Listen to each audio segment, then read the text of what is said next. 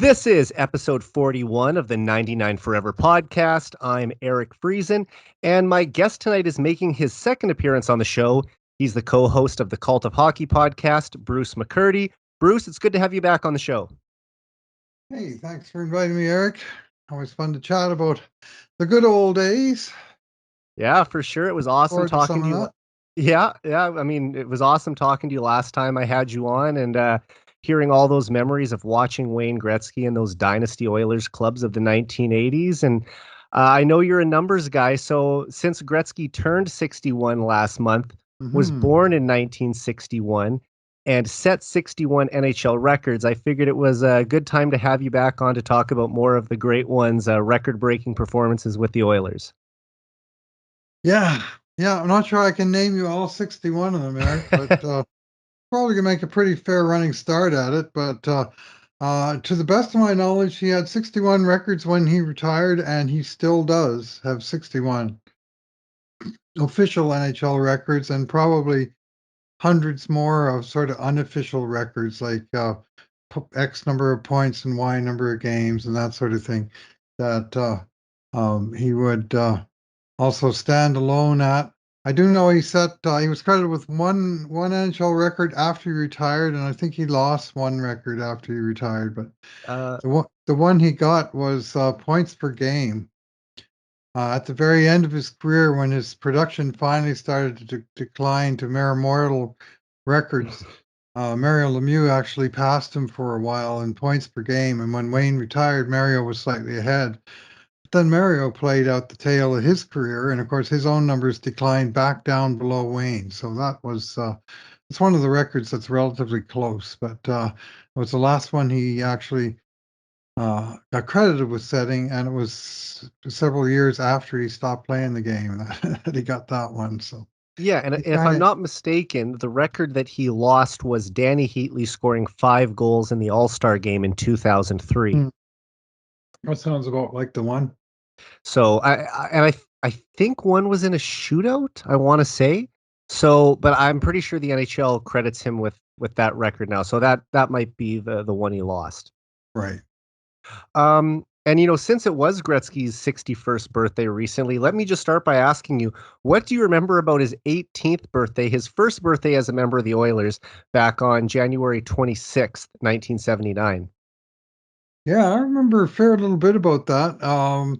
Just the way the hockey gourds were smiling on Edmonton at that time and subsequently for basically the entire time that Wayne was here, and then a little beyond that.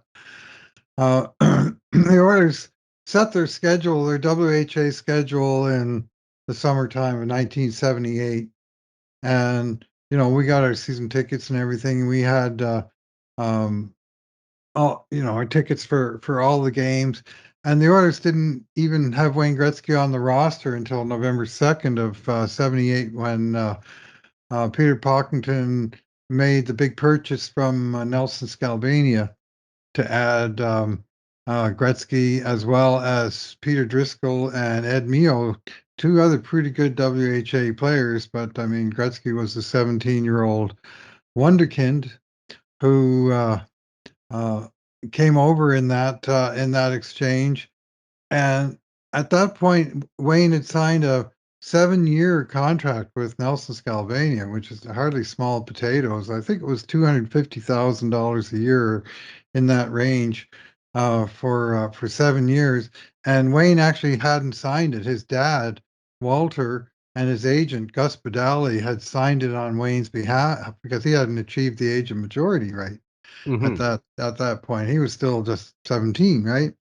So anyway, the smiling hockey gourds had set it up in advance that the Oilers were scheduled to play not just a game but a home game on January 26th of 1979, the day that Gretzky turned 18.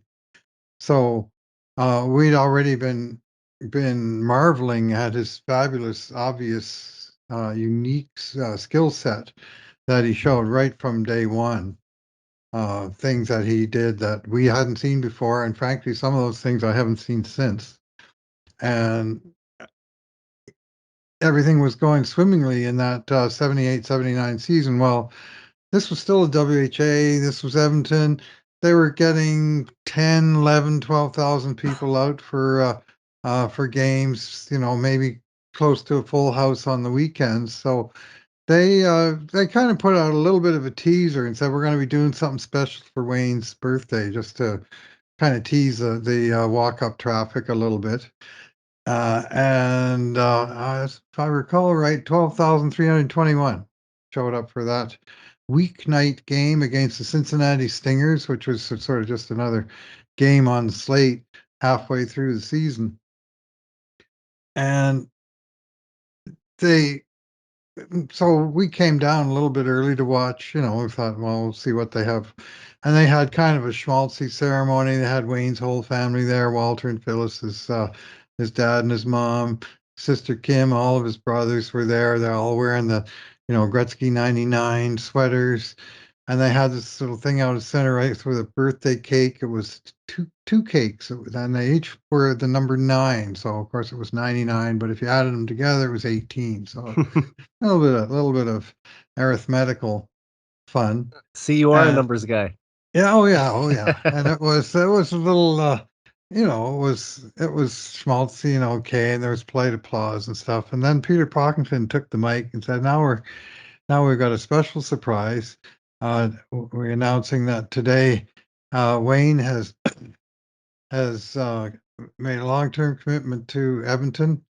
Uh, because he didn't sign the original contract, we're going to nullify and negate that one, and we're going to replace it with a 21-year personal services contract to expire in 1999, and that Wayne would commit to playing for Edmonton. It was a special. It wasn't a standard players contract, WHA or NHL. It was a personal services contract that uh, was a specific contract between Gretzky and Peter Pockington. Now Wayne sure knew how to pick him, right? He had a Scalbania, Pockington, and Bruce McNall were his first 3 owners, and I think they all did jail time at one time or another.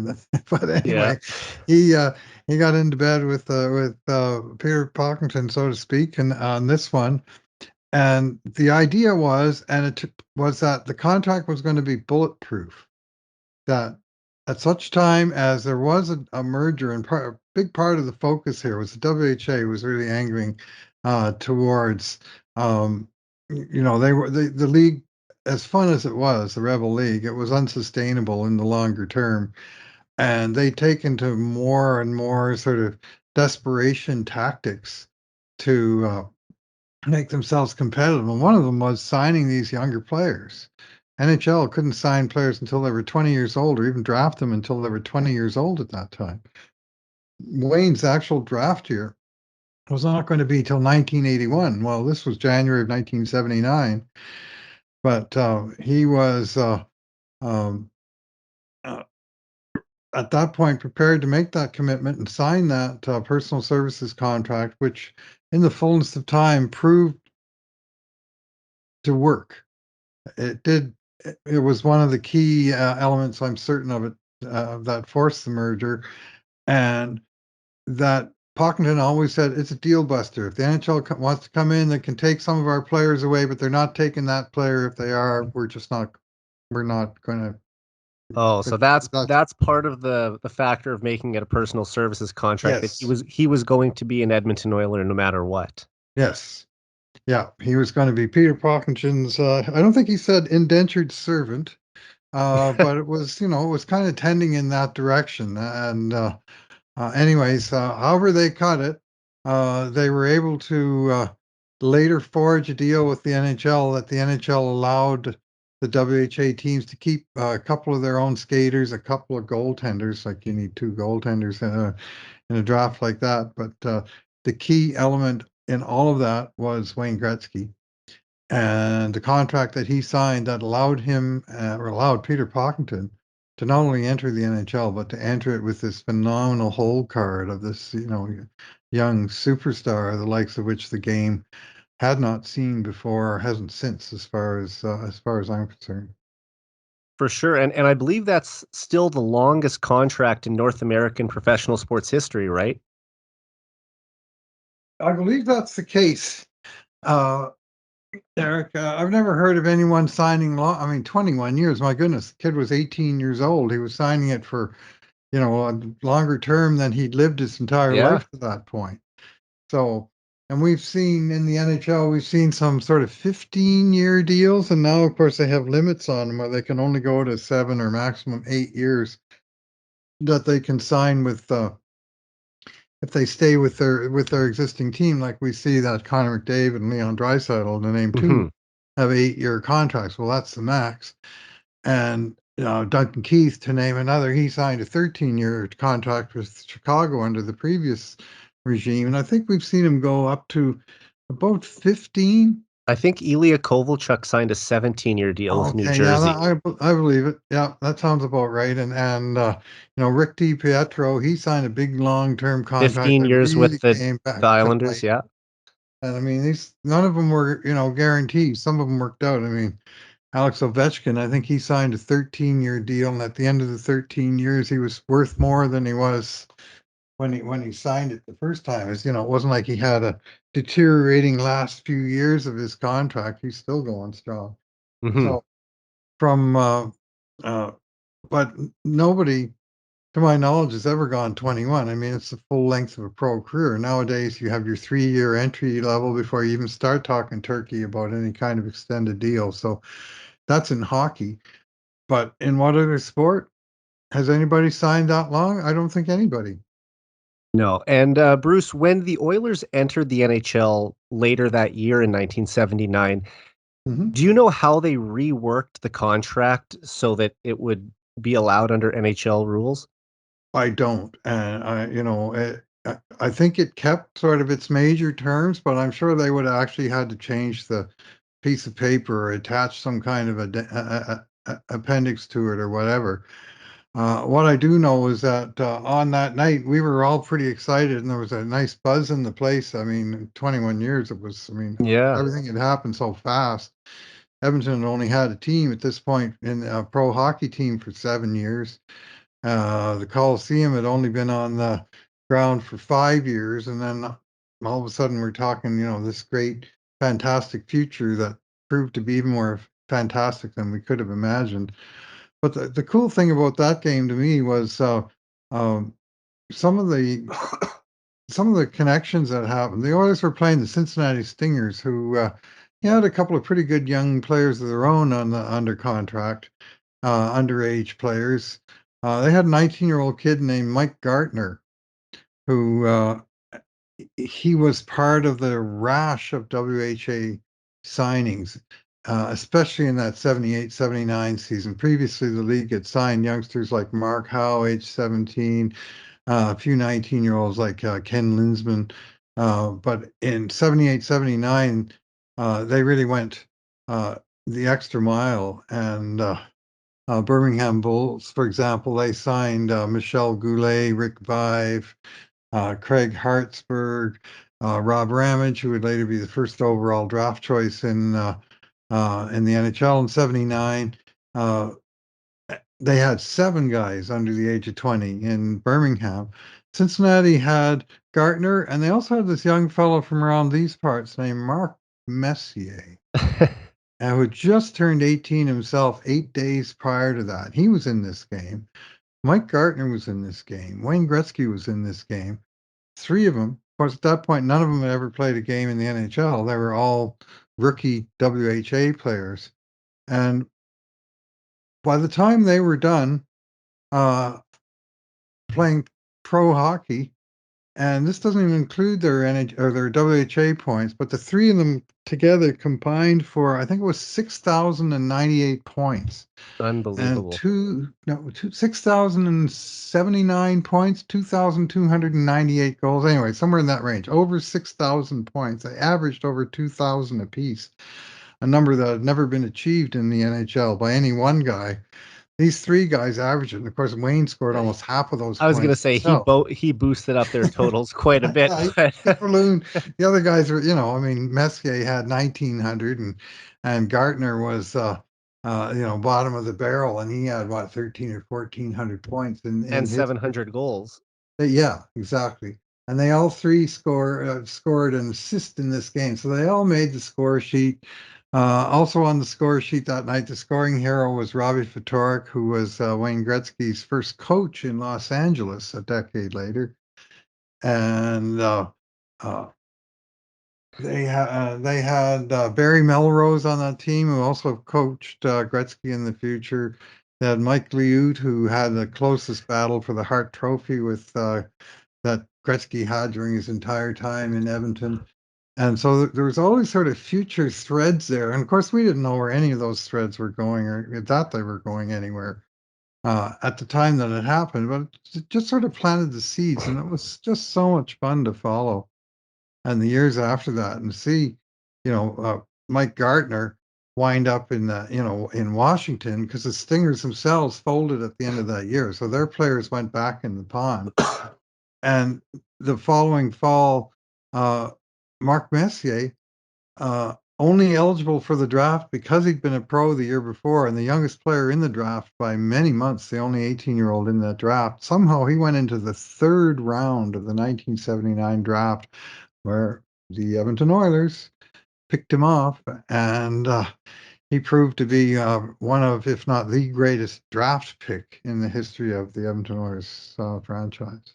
Yeah, I think there's only one other guy you could argue might be superior to him, and that story hasn't yet fully been told. Hmm. But And they didn't get him in the third round, 48th overall. no. I mean, that's Uh, a great pick. I mean, can you imagine if someone sitting next to you in the building that night had said, those two teenagers, one on Edmonton and one on Cincinnati, 25 years from now, they'll be the top two scorers in NHL history. Hmm. Yeah, well, Mess wound up with 694 goals and 1,887 points in Not too the. bad. This was in his 1 year in the NHL or WHA. He scored one goal. Mark Messier, 10 assists. He was very much not ready. He was just this young colt, just getting his sort of first run on the pasture, and he wasn't quite ready for it yet. But you could see he had potential, but obviously no one could see how much potential, or he would have gone high in the draft the way Mike Gartner did, or Rob Ramage did, or Craig Hartsburg did. Gartner, he went fourth overall of that great 1979 draft, and he went on to score 708 goals, as you say, in 1,335 points. So he was, he was a distant third of the three, and that's a fantastic Hall of Fame career that he had. So just to see all these young fellows on the same ice together, and of course it was the same when Birmingham Bulls came to town as well.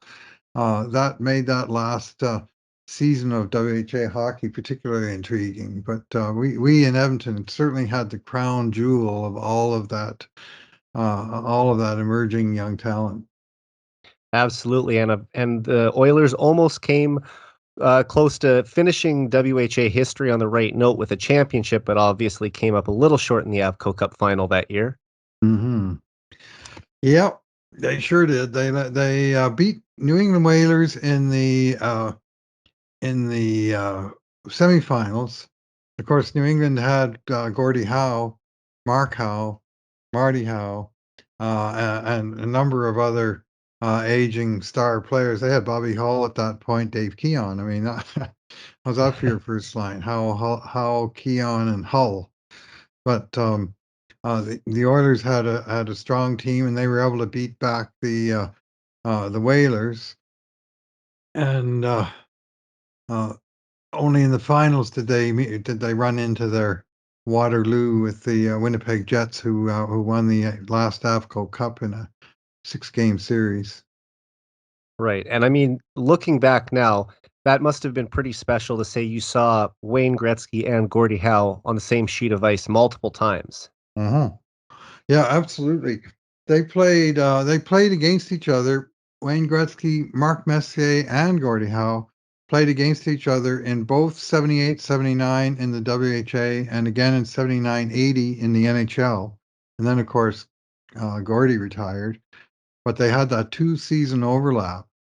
And a lot of the focus was, of course, on Wayne and Gordie.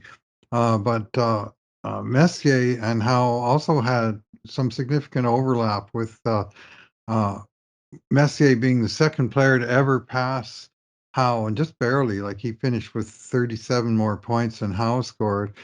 And he came within 11 games, I think, of Howe's game played record.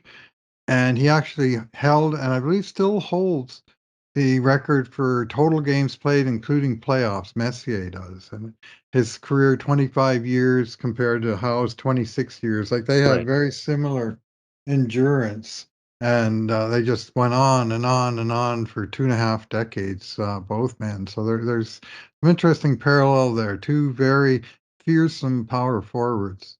And were you also at the 1979 WHA All-Star Series where I believe they played the Soviets? I was not, and I regretted it, and I still regret it. But I had a family wedding in Nova Scotia that Oh, I Christmas, see. and that was all out of my hands.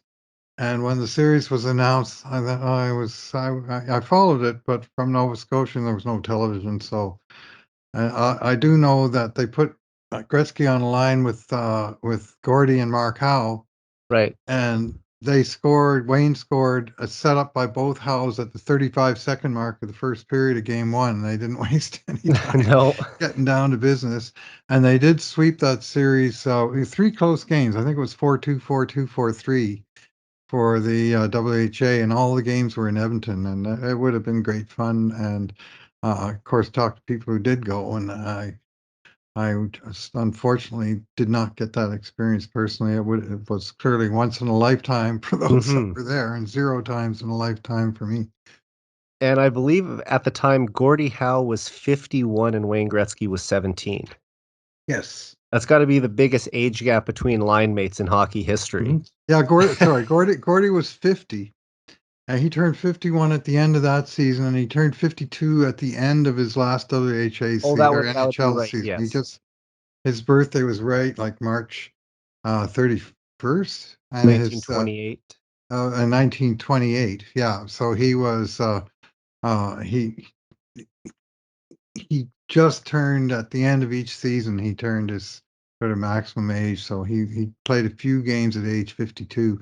But I'll tell you what, at age 50, he was still a fearsome player.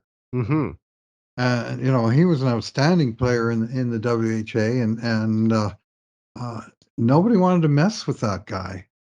There was a story from the Russian series, and again, I didn't see this, but there was a guy that was hassling Gretzky on the Soviet team, Moscow Dynamo, I believe it was. That was the team, and there's a passage in Gretzky's book about it where uh, he talked to Howe on the bench about this guy, and Gordy said, "Wayne, you just bring that guy over to my side of the ice and get the hell out of the way."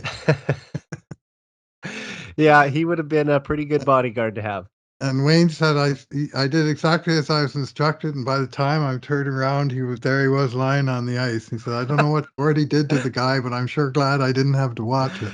Yeah, he would have been the epitome of old man strength, wouldn't he? Oh, I'll say, I saw the second half of Gordie Howe's career. I started watching in 1962-63, so I only saw the last 16 years of his Only 32-year 16. run. Yeah, I only saw the last 16. By then he was slow but unstoppable. Like they used to talk about how he walked around the ice, but nobody could take the puck off the guy. He had all these power moves, but he wasn't like the winning of foot races. He was just winning battles, about a lot of them. Yeah, and I'm sort of similar to you in regards to Wayne Gretzky. The first year that I really followed the NHL was 1996-97. Okay. And I mean, I had watched hockey here and there before that, but that was the first year that I played minor hockey, and it was the first year that I'd really paid attention to it on TV. So I can remember the last 3 years of Wayne Gretzky's career. And obviously, I have heard countless stories from my dad growing up and, read everything there is to read about him, watched everything there is to watch about him. But yeah, I can only remember the tail end of his career. But 3 years of Gretzky compared to 16 years of Howe, that's still a pretty big difference. Yeah, yeah. I mean, Gordy would have been around that same age. I guess when I started watching in '62, he would have been 30, 34 years old. And of course, he retired for 2 years and came back in the WHA, took a little sabbatical in there. Yeah. So in 96, 97, Wayne, then that was when he was wrapping up his career in the Rangers. And all he did in the Rangers at age 36 and again at age 37 was lead the NHL in assists Yeah. for the 15th and 16th time in his 20-year career. Not too shabby, is it? Oh, and Well, one last footnote to that. When Wayne did retire in 1999, which is mhm, exactly what he signed for his original commitment was to play hockey for 21 years. He didn't play all of them in Edmonton, but he did give us his best years, and he wound up living exactly out to that. 1999, he wrapped it up and was immediately proclaimed Hall of Famer without the standard waiting period, and he was I think he was the only member of his class in 1999 because his shadow would right. have uh, there was only so much light to go around, and Yeah, he had it all at that point. and I believe the only two players who had the 3-year waiting period waived before him were Bobby Orr and Mario Lemieux, if I have that right. There was about five maybe. Or and Lemieux, Beliveau, uh, I think Dick Clapper was the first one, Okay. and there. So a couple of these Guy Lafleur and a couple of them like Lafleur and Howe and Lemieux, they actually came back and played after they While were they were in in the the Hall Hall of of Fame. Fame. Yeah, Yeah. so that made things complicated. So they sort of were a little bit more tentative about sort of doing that for even like super great players. But Gretzky, one thing about Gretzky, when he said he was going to retire, he up and did it, and he just stuck with it, and then he was done. Yeah, I've heard him talk about in interviews, and the question always seems to come up, did you ever consider coming back? And he's always said no. I knew that I was done. And but I've also heard him say that he felt like he had another 82 games in him. So he went out with some gas left in the tank, and I think that's probably how he wanted to end his career as well. Hmm. Because, Yeah. if he would have stuck around another year, his final year was the only year he fell below a point per game in his entire career, right? So you makes you think like he had what 67 points that year, I think, in 1998-99. So he wasn't even an average. He was still a well above average player by that point. Say, So I I mean, think he came fourth in assists or something. yeah, Anyway, he was, but he only scored 9 goals. Like right. his goal scoring was, I mean, he was a playmaker first, second, and third by then, and not much of a finisher. Although he did set one remarkable record with his very last goal as a pro. This is one of my favorites. Of course, I did not see this one. It was in New York. Uh, but his final goal was his 1,072nd of his entire career, including WHA, NHL, regular season, and playoffs. And with his very last goal, a game winner against New York Islanders, their top rival, I might add, he passed Gordie Howe's 1,071, and the two remain one goal apart in this particular record all these years later. At the very top of the list, 1072 to 1071, Gretzky over Howe. Gotta like it. Wow. And he just always had a flair for the dramatic when it came to setting records, didn't he? Yeah. Oh, yeah. Well, we talked when we talked last time, so we won't this time about the 50 and 39 Hmm. or the phenomenal way in which he passed Gordie Howe's points record right here in Edmonton, which was an unforgettable night in my life as a hockey fan. He just had this tremendous flair for the dramatic and of not only beating records, but doing so with absolute gusto and annihilating the records in the process. And you said you met Gordie Howe the night that he broke Wayne Gretzky's record, or the Wayne Gretzky broke his record, right? Yes. Yeah, he was there to watch the record being broken, and he was sitting up in a couple sections over from us in the box seats, a few rows behind us. So they had these sort of temporary boxes walled in behind the lower bowl, the Reds of the old Coliseum. And of course, there's lots of buzz in the stands that night.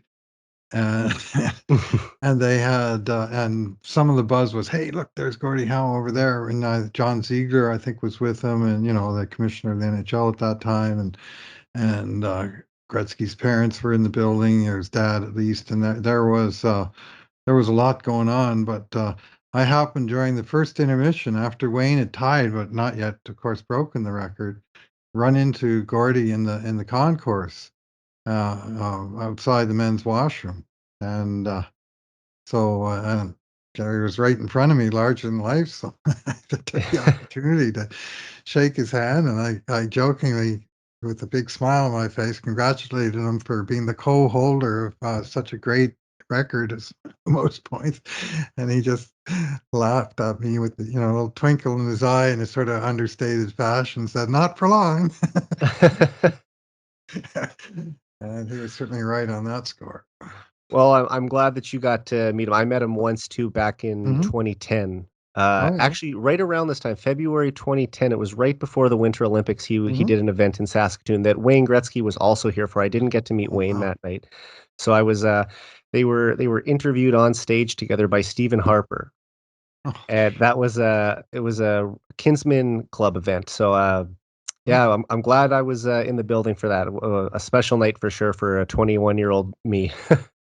Well, Stephen Harper, his politics and mine aren't exactly in the same book, let alone the same page, but he was legitimately interested in hockey history. Yeah.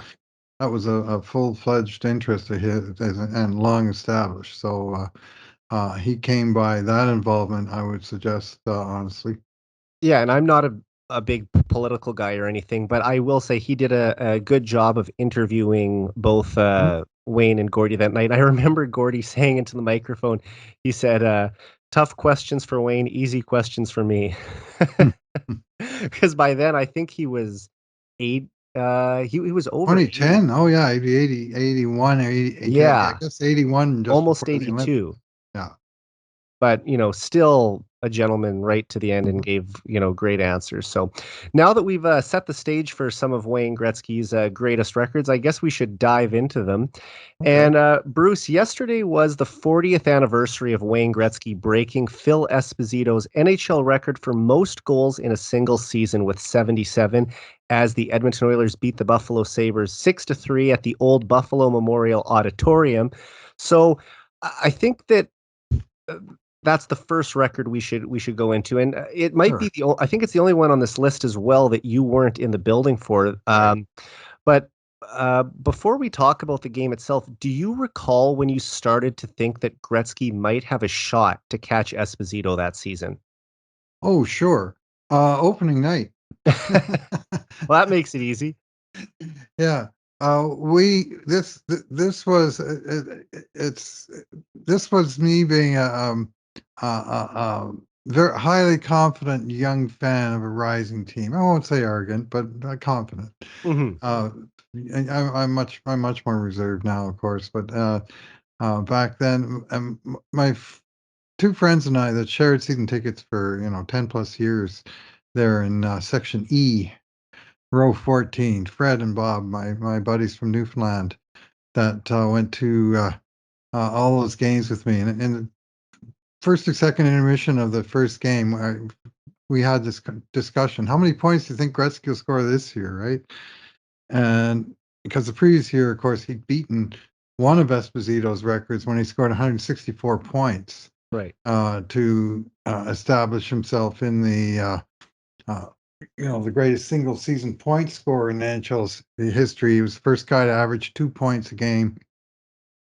But even that was unequal. Like he had 70 points in the first half, 94 in the second. And, his rate was just continuing to grow, his scoring rate. And I thought, well, he's going to average 100 points per 40 games. I think he's going to get 200 points. I think he's going to get 80 goals and 120 assists.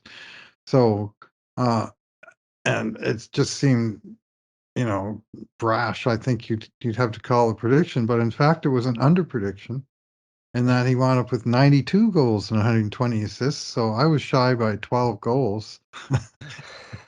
And not heard anyone say 200 points before, but I could just see that there were going to be records set here that nobody had contemplated.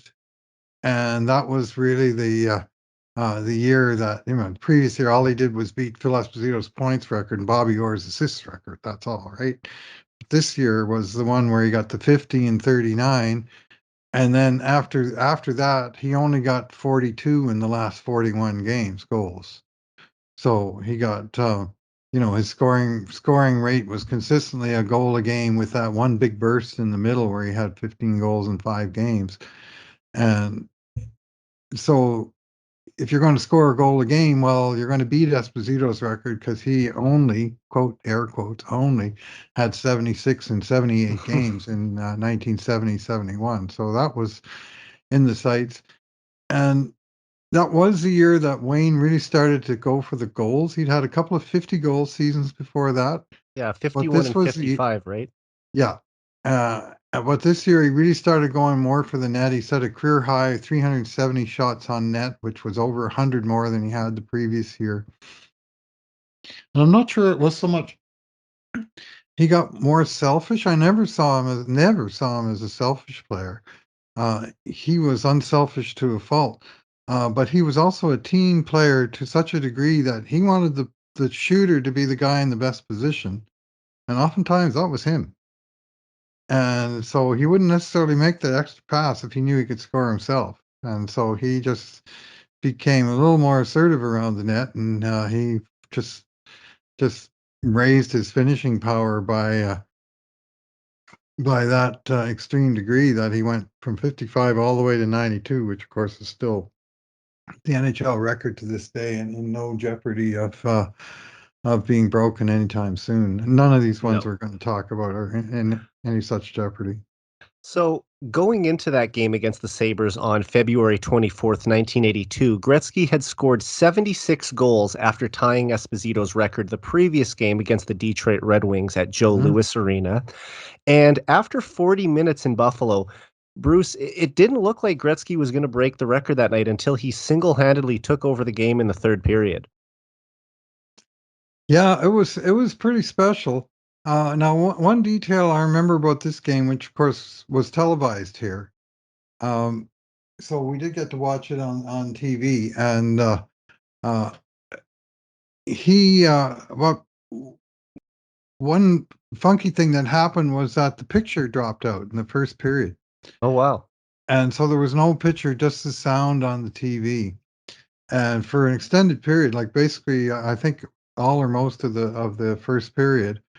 And if you look at the box score of that game, you'll see Wayne had two primary assists in that first period, including one where he, according to Rod Phillips, who I was listening to, had uh, a pretty good chance to score himself, but he saw Curry in an even better position, so he fed it over to Curry to put it in. And Phillips was effusive, talking about, here's a guy, could have set the NHL record, but he Right. saw a teammate in a better position, so he passed it to him, because that's what he does. And he was right. That is what he did. So were you partially hoping that he wouldn't set the goal record until the TV came back on? Yes, absolutely. I was quite thrilled to hear that this, I hadn't missed the all important goal. And then, of course, this game went into the third period, tied 3-3, well into the third period. And the great Gilbert Perreault had scored all three of the Sabres goals. So he already had the hat trick on the Hmm. night. And it wasn't until, maybe 7 minutes to go in the third period. I'm just pulling up the summary now. I do cheat when I talk to you a little bit and look at the box scores. Yeah, Wayne Gretzky unassisted, 13:24 of the third period. And I remember the play where he picked off the pass just outside the blue line, and he broke in under pressure, and uh, shifted a little bit to one side and was able to slide a shot along the ice that beat Don Edwards in the Sabres net for his 77th of the season. And he had this knack of, he'd get the goalie's feet moving, and then he'd shoot it along the ice where when their weight was on a foot and they couldn't immediately react to it. He had this great sort of sense of what the opponent was doing, what he couldn't do, and he would find that weak point and he'd beat him there. Anyway, he got that one, and you think, well, that's fantastic. Here's the record. It's put the Oilers ahead 4-3 in the third period. The game's still very much on the line. Now what happens? Well, now what happens is couple of shifts later, Gretzky goes out and scores an even nicer goal, his 78th to put it away at 5-3. And then in the last minute of the game, with the outcome no longer in doubt and the goalie even still in the net for Buffalo, Gretzky scores a nicer still goal, his 79th of the season, to complete the hat trick, the natural hat trick in the last 7 minutes of play. And all of a sudden, he's not just past Phil Esposito, but he's 3 goals clear. And next one's going to be number 80. And where does this all stop? Like, there's just never seemed to be an upper limit. Right. So it was just wham, wham, wham. It wasn't just wham, I got the record. I'm going to take the rest of the night off. It was like, He let's was say, never you like just, that. He always wanted to push his offensive numbers as high as he could go. yes. I mean, I guess that part you might say, if you want to make a case of him being selfish, it was that he didn't back off in garbage time the way you might see other players do it. And I mean, The killer instinct was always there, no yes, matter what the yeah, score was on the board. yeah, yeah. And I mean, I think of, for example, one famous record setter from another sport, Pete Rose, in his 4,256 hits, I think he wound up getting. Hmm. And you could see that guy. He come up to bat in the top of the ninth of an 8-1 ball game, and his at bat would be 100% identical to every other at bat you ever saw the guy take. There was no downtime. It was just No. all, if I'm going to get a base hit to left field, well, that's another one in the bank, and he had this sort of business-like approach to getting the most that he could out of each game. And for Gretzky, they weren't all great games, obviously, but a hell of a lot of them were. This certainly was one. Right. This was the game. Esposito was at that game, so Burt And Reynolds, they Goldie stopped. Hawn were at that game. There's Yeah, pictures you can still find to this day of those four, I think, enjoying the aftermath of the record breaker. for sure. And after he scored the 77th goal, they stopped and did a ceremony on the ice with Phil Esposito as well. Hmm. So Just that like made, 1851. yeah. So I mean And just that, like 1851, he came right back and scored again after. yeah, and I mean that's an odd time in a game to stop. I mean there was what 7 minutes, under seven Yep, minutes left in the hockey game, yep. and to stop, have a ceremony, and then come back and play the final six and change or whatever there was. I mean that's a, they even stopped it at a later time though, when he broke Howe's record in '89.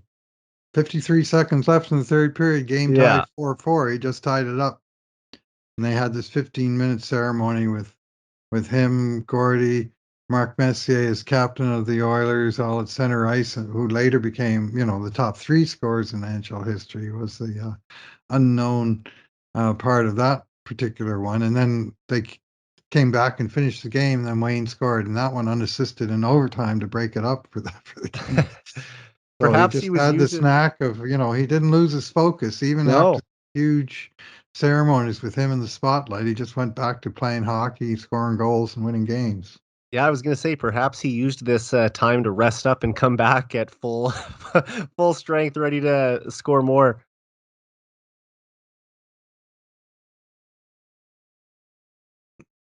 Anyway, that was the one on TV, and only the last 2 periods were on. And by the third period, we're starting. Well, maybe it won't even be tonight. And then bang, bang, bang, Yeah. and that was a done deal. Well, I'm glad you got to catch it live on TV, and that it wasn't that he didn't end up scoring that goal in the first period instead of passing it over to Curry. I wanted to ask you, with the hat trick in Buffalo, Gretzky was obviously sitting at 79 goals in 64 games, I should say. And Mhm. as we talked about, he finished the season with 92 goals, but with 16 games left to play at the time, were you feeling confident that he would reach 100 goals that season?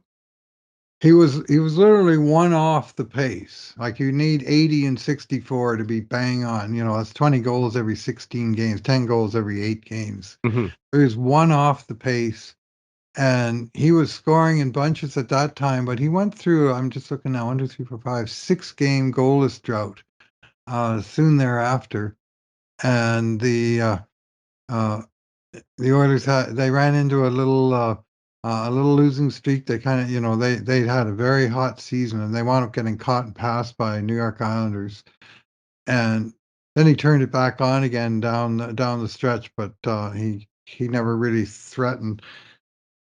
He could have got to 100. I guess if he'd done the same thing that he did in games 38, 39, scored, 4 goals in each game, Yeah. his last 2 games, but at that point they were more looking ahead to the playoffs than anything, and it just didn't happen. So we had to settle for just the 92. And disappointingly, in a sense, number 92 came on the road in LA, and their last 2 home games of the season. Wayne didn't score a goal in either game. He scored points, assists in those games, but no more goals. So number 92 was a game that wasn't attended or even, I don't think, televised. And I believe he hit goal number 90 and point number 200 in Calgary, right? Yes. Now, was that Yeah. game televised for you, or were you listening on the radio? The 200-point game, as I recall, that was a radio game, and I heard Rod Phillips call that 200th point. It was a Okay. pass to Pat Hughes. And all Gretzky did later in that game was score 2 shorthanded goals in 27 seconds to establish an NHL record for fastest 2 shorthanded goals. Ironically, the first of his records to be broken by another NHLer, and that NHLer was, in fact, Pat Hughes Hmm. of the Edmonton Oilers, who got 2 in 25 seconds a year or 2 later. So that was one of the few times that Gretzky set a record that actually wasn't unbreakable.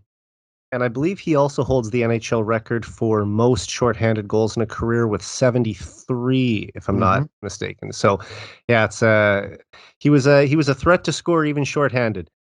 Oh, yeah, well, he scored 12 shorties in 83, 84, and 11 assists. He got 23 points On shorthanded the penalty kill. on the penalty kill in 83, 84, and that was it. That was his, to me, his pinnacle season.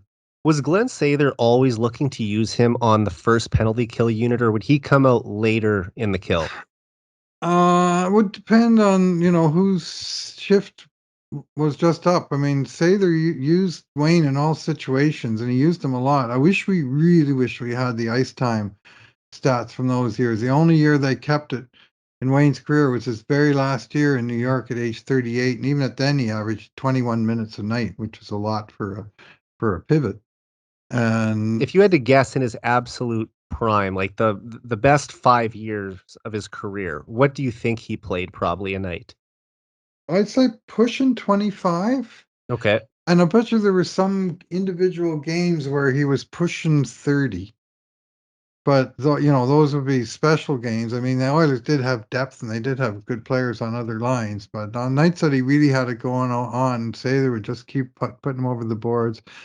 And he had this tremendous endurance that he could play a long shift, or he could go to the bench gassed and take a few deep breaths and he'd have his breath back. Like he basically broke the VO2 tests that they ran in training camp. There was commentary even in his early days that they said, well, he's the weakest player on the team, but he did stuff in the VO2 test that they called it at the time. I'm not sure if they still do, the oxygen recovery test. And they said it's just off the charts. I couldn't believe the results. Wow. And you could see it because he could, play a long shift and take an extremely short break and be back out there and hard at it again. And so I'm sure there's a few times when he played like 12 minutes in the third period of games and stuff like that. Yeah, it's really just remarkable. And Bruce, even though Gretzky fell a little short of 100 goals in 1981-82, he did score 100 combined goals in the regular season and playoffs in 1983-84.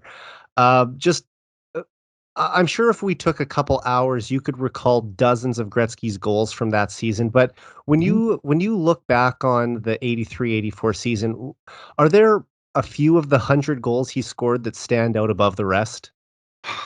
Well, 99 and 100 to name too, but he scored. That was the year he got 92. They got knocked out in the first round of the playoffs, and he scored only 5 goals in 5 games against the Kings in that massive upset. So he only got to 97 that year. Hmm. Well, in 83, 84, he had 87. This was his second best goal scoring year. he scored 50 and 42. You know, he's a little bit behind the 50 and 39 that he got in 2 years previous. Again, his 50th was a hat trick goal, came into the empty net. That was kind of a a Gretzky Trademark of his tradition. career. Yeah, and he wound up with 87 on the season. And he would have had more, except for he got hurt.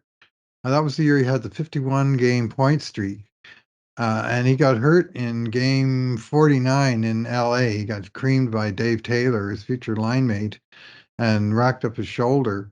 And somehow he came back in game 50. He got 2-2 in Vancouver.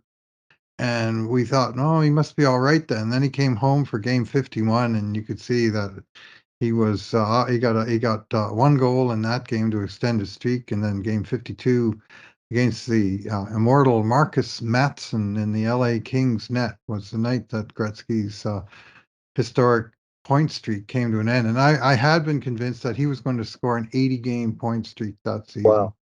And he was in the 51 game streak. He got 153 points, Eric. 51 or 61 goals, 92 assists, 3 points per Exactly game, 3 points per game. 51 Yeah. games. Just absolutely staggering. So yes, I mean, and there were plenty of exciting moments there, but certainly the pinnacle came at the end in Edmonton's 99th game of the season, Gretzky's 93rd, which was Game 5 of the 1984 Stanley Cup Finals. And at the start of that game, Wayne, he'd scored two in Game 4 to finally break through against the Islanders, who'd shut him out in the previous year's series and the first three games of this series before he scored a goal. And Dave Semenko sent him up for a very memorable breakaway goal in the first 2 minutes of Game 4. And you could tell that the leash was off, and the Islanders were in big trouble. And he scored again late in that game. And then in Game 5, it was Gretzky who scored his 99th to open the scoring in the midway in the first period, and Gretzky again with his 100th to extend the lead to 2-0 late in the first. And so he literally scored his 99th and 100th goals in the game that Edmonton won their first Stanley Cup. So that's another record with a pretty good exclamation mark at the other end of it. Those would be 2 out of 100 that would I would assume would be at the top of any list. Are there any other ones during that playoff run or in the regular season that really come to mind as, that was a big goal he scored? Well, there was one in Chicago. And this was the night that his scoring streak was in the most jeopardy. Chicago had sick Troy Murray on him, and Troy Murray was a Selke Trophy winning forward. And they Chicago put this great effort into shutting Wayne down, and he was having a kind of an off night for him. But this was the Edmonton Oilers. They were more than the one trick pony, and in this particular game, they led 4-3 late in the game because the Messier Anderson line had scored all the goals, while the Gretzky line had, for a change, been held in check. And it looked like the streak was over. And Chicago, of course, was pushing for the tying goal. They pushed the goal. They pulled the goalie. They came through the neutral zone. Somebody fired a pass that was 2 or 3 feet off the ice, a hard aerial pass, and Wayne knocked it right out of the air with his stick, and somehow was able to control it and take in over the blue line, and with, I believe, Troy Murray all over him, was able to slide the puck into the empty net with 2 seconds left to run his scoring streak to 44. That was pretty dramatic. And that was important because Merrill Lemieux in a later year had a 46 game point streak. So if Wayne had stopped at 43, that record wouldn't have lasted. But he was able to stretch it a little further to 51 after that, and that was just a sensational moment. That it looked like all was lost. There was no, he was out there with the net empty, but Chicago had the puck, and then the next thing you know, Wayne had it, and he was fighting off a check and able to beat the clock and slide her home. So that was a particularly memorable goal on what wasn't a great night for '99, but it was a great story at the end of it. Oh, absolutely. And I believe Wayne also had two 8-point games that season, Hmm. as well as a couple 4-goal games. Those were against New the New Jersey Jersey and Devils. That was, Minnesota. yeah, I was gonna say there was the New Jersey game was the infamous Mickey Mouse Mm. franchise game, right? Yep. And in Minnesota, that was somewhere around his birthday, I believe in January of Yeah, '84. early January of '84. Yeah, 4 goals and 4 assists, and that he had all that after the second period, and that was the night I thought he was going to take the Daryl Sittler record. And the odd thing that happened there was Curry got hurt late in the second, and Edmonton they just kind of mailed it in a little bit in the third, and didn't push. I think the final score was, if I'm not mistaken, 12-8 for Edmonton, highest scoring NHL game I ever saw. And they were involved in one even higher scoring game than that. That is the all-time record, 21 goals, a 12-9 game in Chicago Stadium. But that was the game where it was 10-6 after the second period, and Wayne had 8 points, and then Curry got hurt, and it just seemed to break the magic spell on that particular game. Right. And, Wayne was surrounded by so much talent in Edmonton, and there's only so many goals to go around. I wonder, though, is that one record that you're surprised he never got, that he was never able to get 11 points in a game? Kinda. Like, I always thought there would be a 10 pointer in there sooner or later, and there's it never did materialize. But I mean, he had so many, 8 point, 7 point, and huge games of 5 plus points. I mean, when he took out the Esposito record we talked about earlier, he had 5 points in four straight games that took him to that record. Like, once he got close to the record, he just turned it up a notch, and uh, and they just couldn't stop him. And when he got to 15-39, he had 25 points in a 5 game homestand. It was just a whole nother level of production. But none of them, you know, he got to 7 points in one of those games, but he never quite made it to 10. He never got 6 goals in the game. He just got Mhm. five 4 times. I'm surprised he never got the double hat trick either, but I'm sure there were plenty of games where he had a shot at it. Mhm. Yeah, Uh, well, the 4 or 5 goal games, three of those were at home, and they were. Of course, the one against Philly, the fifth goal came with 3 seconds to go, so there wasn't much chance to add to that. It's only been done twice in my lifetime, the 6 goal game. Red Berenson did it, and of course, Daryl Sittler in his famous 10 point game had 6 and 4. mhm. And I mean, scoring 100 goals in one year is a record for the ages. And Mhm. the following season, Gretzky set another record that will live on forever when he became the fastest player to ever score 1,000 career points. He reached the milestone in just 424 games on December 19th, 1984. The Oilers were returning to Northland's Coliseum to play the Los Angeles Kings, and number 99 had exactly 999 career NHL points. And Bruce, it sure didn't take Gretzky long to hit the 1,000 point plateau that night, did it? No, it did not, and it didn't take him very long to work on the 2,000 point plateau. This was the fun part of this game, and this was against the Kings.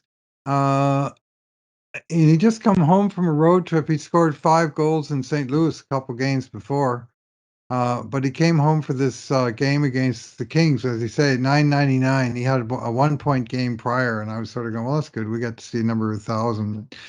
Talk about being totally confident coming to a game where he needs 1 point and they're playing the Kings at home. Pretty confident that that's probably going to happen. And just looking at the box score now, a minute and 41 of the first period, Mike Krushelnyski from Gretzky and Curry, and it was a fairly innocuous play, as I recall, and uh, Krushelnyski was able to bang it home, and so it was anticlimactic in the sense that number 1,000 was done and dusted so early. Well, 1,001 and 1,002 came later in the first period. 1,003 came in the second period. 1,004 and 1,005 came in the third period. Gretzky closing out the scoring with 2 minutes to play in this game. Like he sort of just kept scoring all game long. So not only did he score his 1,000th point, but he made a 5 point down payment on the second 1,000. And the thing is that the fastest to 1,000 points in NHL history remains by a wide margin Wayne Gretzky, 424 games. The previous record coming into that game, Guy Lafleur, 720 games. Gretzky beat that record by almost 300 games And to get to, a huge milestone of 1,000 points. Well, the second fastest to 1,000 points in NHL history unofficially is Wayne Gretzky going from 1,000 to 2,000 because it only took him another 433 games to get to 2,000 from one. So it was almost the same pace of scoring to get to 2,000. Of course, by then he was a king, but he already started with five. He just kept going and thought, 1,000. That's not the end target here. That's just a milestone along the way. Let's keep on coming and keep on pumping those pucks. And then from 2000 to the end of his career, he would have played another 630 games after that and only got 857 points. So, he's fairly slowing down, only averaging about 1.4 points per game down the stretch run of his career. So it's a hugely productive player, but his true pinnacle was earlier and at a very young age, to be honest. And we got all of that really here in Edmonton. oh, absolutely. I mean, I think you just put into perspective how great he really was, that he's not only the fastest player to ever reach 1,000 points, but unofficially the second fastest player, because you even look at Mario Lemieux. I think he got there in 514 games or That somewhere sounds around right. there. So even still, we're talking about prime Mario Lemieux, and Wayne Gretzky was still able at the second time to do it almost 100 games faster than Lemieux did it. Yeah. So it's records like that when you hear it, that make you think like, how can anyone debate that this guy isn't the greatest hockey player who ever lived? Yeah. Yeah. Well, there is still an argument, but and there's a variety of arguments, one of which is, well, he played last century. The guys nowadays would make mincemeat out of him, and he might make the AHL and he might not. And I think those kind of arguments are pure garbage. I think Wayne Gretzky would have been a hockey genius in any era, at whatever level of technology the Hmm. game offered at that time. He thought, and he had specific physical skills, but also mental and uh, just his the depth of his understanding of the game was truly extraordinary. That you could put him in the NHL now and give him a running start with the modern equipment. I mean, if you put him out there in his old Yofa helmet and non-shoulder pads, well, maybe not. But if you gave him the same training that other people have, he would be a scoring champion. I'm Yeah. 100% convinced of it. I mean, I think you could go back in history, take whoever you want, whether it be Gretzky, Howe, or just Maurice the Rocket Richard. If you were to take any of those players and drop them in 2022, give them modern equipment, Mm, modern uh, uh, training, nutrition, all these things, yeah. I believe that they would still be at the top of their game and at the top of the league. If you were great in one era, I believe you could have been great in any era. Yeah, that's my view as well. So I tend to compare players against players in their own era.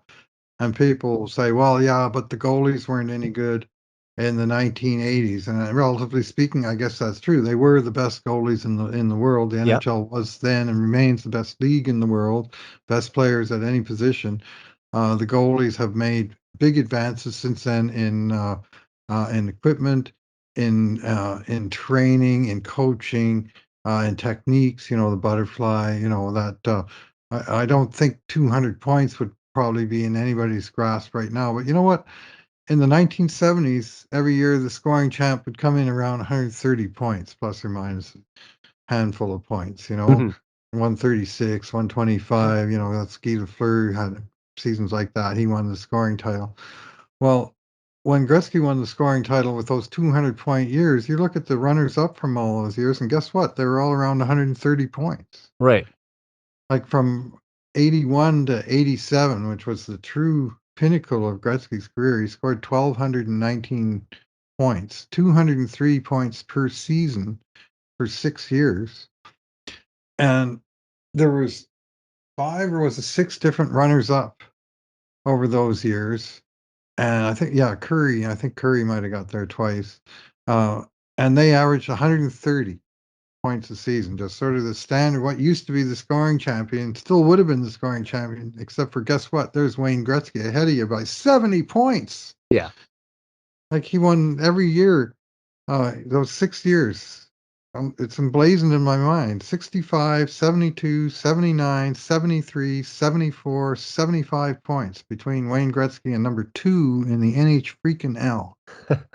Well, I remember you saying the last time I had you on the podcast, he was routinely finishing like first in goals by a 20 goal margin and still winning the scoring title on his assists alone. Mm-hmm. It happened So, 4 times that he's had enough assists to win the scoring title. And I think in 3 of those years, he led the league in goals.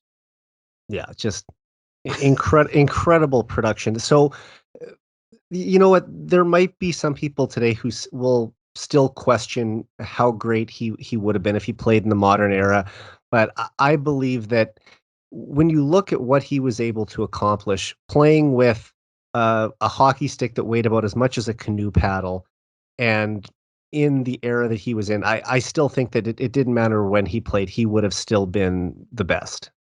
He would have found a way. And, Yeah, he was, I mean, to me, it's like saying, well, Mozart couldn't play music because he didn't have an electric guitar.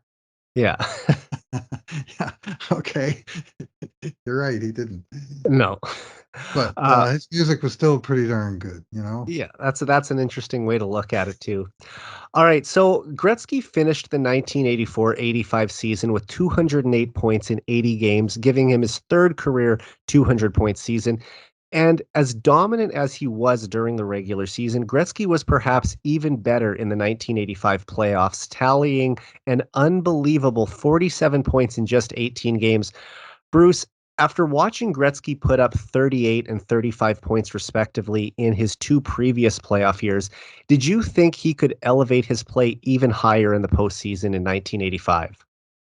Uh, I did, in the sense that he, his average points per game in the regular season was, 2.5, 2.6. I mean, 80 games at 2.5 points a game, that gets you to 200. Well, he broke past 200. And whereas in the playoffs, like in 84, he had 35 in 19 games, which is great, but it's not even 2 points a game. And I thought, there's probably another level there. He should be able to get to 40. And assuming the Oilers get to the finals, which was a pretty fair bet. And he had a little bit of a slow start in the playoffs that year, um, but it really started to pick up the pace, and especially a 7 point game in the elimination game at Winnipeg that really picked it up. Three goals, 4 assists, 7 points, plus 5, 7 shots on net. This was sort of your standard, great Wayne Gretzky, great game. But you look through his scoring logs and you'll find games like that in most seasons. And then came the Chicago series, where they set records which still stand. Oilers scored 44 goals in a 6-game series against Chicago. Wow. They lost a couple games in the middle. One of them 8-6. And what that means, of course, you can only win 4 games. You lose a couple high-scoring Yeah, they games, but you lost have both more games on chance the to get road, right? points. Yeah, games three Yeah. and four in Chicago. And they came back hard in game 4 and came close, and then that sort of set the stage. So in the Chicago series, Wayne had 4-3-0 in the poor game 3, then 3, then 4, then 4 points again and game 6. So he had 5 games at 3+ points in a 6-game series. And his line mate, Yari Curry, had 3 hat tricks in that series, one Which of is them a still an NHL 4-goal record. game. And he had in the Oilers' 4 wins in that series, he had 12 goals, and the Hawks just had no answer for those guys. I believe that's also a record for most goals in a series. Yes, yes. And then come the Stanley Cup Finals, they lost. They played Philly, and they played the first 2 games in Philly, and they lost the first game. Wayne got shut out. Philly had a real good team. Pelle Lindbergh was a really good goalie too. In game 2, there was a crucial game. They won 3-1. Wayne scored to open the scoring in that one. They came back for games 3, 4, and 5, and it was a replay of the previous year. Come home, tied 1-1, 3 games in a row at home, and they just won them all. And Gretzky had a hat trick, first period hat trick in game 3 that really sort of set the stage. That was the game when he hit 40 points in the playoffs, I believe. Hmm. Yeah, that would have been would it the hat trick goal would have took him to 40. And weren't two of the goals only seconds apart? Yeah, yes. First, basically, second minute of the game, bang bang, 15 seconds, I think it was, and the third goal even was still in the first period, and then he set up what proved to be the game winner in the second, and so that put the Oilers up in the series. And in game 5, it was 3-3, and he scored twice to put that one away, 5-3 for Edmonton, the go ahead and clinching goals. And then in the finale, it was all Oilers. They just steamrolled Philly 8-3.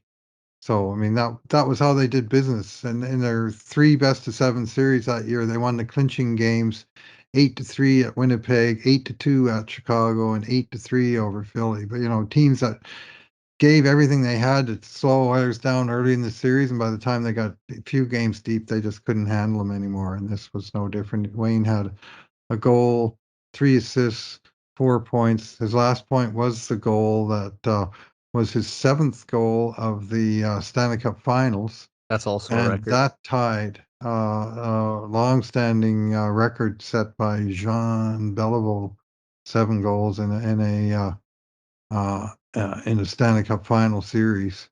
Did Mike Bossy not also do that? Yeah, it was tied by Mike Bossy, Yeah. just maybe 3 years before this, and Gretz never did get the 8th one, so this was one of those rare records where he's only tied with other players as opposed to being, 30% ahead of him. Now, because the Oilers only lost 3 games in that entire playoff run, have you ever thought about how high Gretzky's totals might have been that spring if a couple of those series went a little longer? Yeah, well, I mean, even one more game, he might have well have got to 50, right? Yeah. But this was the team that was later voted by as the greatest NHL team of the first century of the league, the 1985 Edmonton Yeah, in Oilers. 2017. And they did not even win the regular season championship, but they kind of coasted down the stretch, and Philly caught them. Philly got super hot in the last few games and actually caught first place. But once the playoffs started, the Oilers were all business. They won their first 9 games of the playoffs, and they just had such a dominant uh, team-wide performance. I mean, they're scoring from the playoffs. Here you go. Wayne Gretzky, 17 goals, 47 points. Paul Coffey, 12 goals, 25 assists, 37 points. All 3 of those are still the records for defensemen in a Mhm. playoff season. Yari Curry, 19 goals, 12 assists, 31 points. He tied Reggie Leach's record for most goals in a playoff season. He's still on Yep. the book for that. Glenn Anderson, 10 goals, 16 assists, 26 points. Mark Messier, 12 goals, 13 assists, 25 points. Charlie Huddy, 3 goals, 17 assists, 20 points. This is in 18 games. All of these guys are over a point a game. Wayne Gretzky was plus 27 in 18 playoff games. I mean, they just had this degree of playoff dominance that I think won over the voters. Like if you look at other great teams like the 87 Oilers team, well, they were a great team that won a great playoff series against Philly to win their third cup. But that year in the playoffs, Gretzky had a concussion partway through, and he only wound up with 34 points. So even though it was peak Oilers, it wasn't really quite the peak Gretzky. So 85 team was was chosen, I think, specifically for their playoff dominance. And Gretzky, of course, at the pinnacle, and he beat Paul Coffey in a close vote for the Conn Smythe. Right, and I believe I can remember. I think Bob Stauffer had Mark Messier and Wayne Gretzky on his show about 5 years ago, and he was Hmm. asking them about the '85 team, and I believe they both said that the '87 team was the most talented team they ever had. Hmm. Yeah, I believe they would have said that. That was probably at the time this team was named that he would have Yeah, had them. that's why it was Right. timely they had them on for that. Right. And I mean, it's interesting to hear that the fans thought the '85 team was better, but the players themselves thought the '87 team was the superior team. Yeah, and again, I think it was just the domination of the playoff records. The Oilers scored, I believe, it was 98 goals in that year. I'm surprised in playoffs. I'm surprised they didn't get to 99. They averaged over 5 goals a game in the playoffs, and that too is a record I believe that still stands for most goals by a team in a playoff year. And that's I think Mhm. what tipped the scales in that vote. I mean, the 84, 85, 87, 88 teams, they were all fantastic. I mean, pick any one of them and you can't go wrong. But this 85 team, I think because of those, records, Gretzky's record for points, Coffey's 3 records, Curry's record for goals, you know, that's a great team. And, that year, Gretzky also won his first of 2 Conn Smythe trophies. I guess you could Mhm. say it might be the most deserving Conn Smythe trophy in NHL history. I mean, getting 47 points in the playoffs. Um, were you a little surprised he didn't get it the previous year in '84? I mean, full marks to Mark Messier for getting it. But, I mean, you would have a better perspective on that than most, having watched that entire series. Yeah, Messier won it with a great performance in the Stanley Cup Finals. You think that's Uh, what tipped the scales in his Yes, I favor? do. I mean, at that time, I mean, the Sport magazine actually had a award for MVP of the final series in multiple sports, and sports writers looked at it a little bit that way. And Messier in those finals, he scored 3 absolutely phenomenal goals, end to end kind of rushes, including a very memorable goal in games that tied Game 3, where he came in on uh, Denny Potvin and Gord Dineen 1-on-2, made the right choice and picked Dineen's side, I can picture the goal. That's tucked it probably his between most his famous skates, goal. came out the other side and wired about a 25-foot wrister past Billy Smith to tie the score. And Yeah. that was a moment for sure that it looked like, here finally the Oilers are really asserting themselves. And then in Game 4 of that series, he scored 2 brilliant goals. Again, basically end to end, start with the puck in his end, take it to length of the ice, put it in. And uh, it was those goals were standout plays within that final series that got Messier the nod. And you know what? More power to him. He did have a great Oh, for playoffs. sure. And of course, In sorry, go ahead. he had a great playoffs in 80, 83, 84. I think 8 and 18, am I remembering right? 8 and 18, 26 points in 19 games. I mean, it's pretty good for a guy who Yeah. didn't play on Gretzky's line for the most part. He was driving his own line. So, hmm And of course, Gretzky won his second Conn Smythe Trophy in 1988. In '87, it was Ron Hextall who took it home in a losing effort. But mhm. yeah, two for Gretzky during his time for the Oilers. Of course, the '85 one being the most impressive. All right, let's jump ahead now to November 22nd, 1986, where Wayne Gretzky entered the game against the Vancouver Canucks with 497 career goals. And by scoring a hat trick that night, he became the fastest player in NHL history to score 500 goals, reaching the milestone in only 575 games. Bruce, you kind of talked about this earlier, but whenever Wayne would get within, say, 3 goals or points of setting a record, did you almost just expect that he was going to get it done in one night? Starting to by then. I mean, by this point, I mean, we'd seen him get 50 and 39 with a 5 goal effort, including an empty netter. We'd seen him get 50 and 42 with a hat trick, including an empty netter.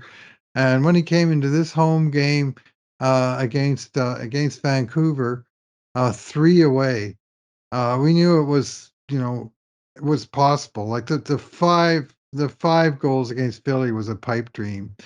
That only Although you said you did call it though in the I parking did. lot. Yeah, You I was just going there. Yeah, I did. Before the game, that game, I thought, well, it's not impossible he could do it tonight. He only needs five, and it was just sort of one of those wishful thinking that came true.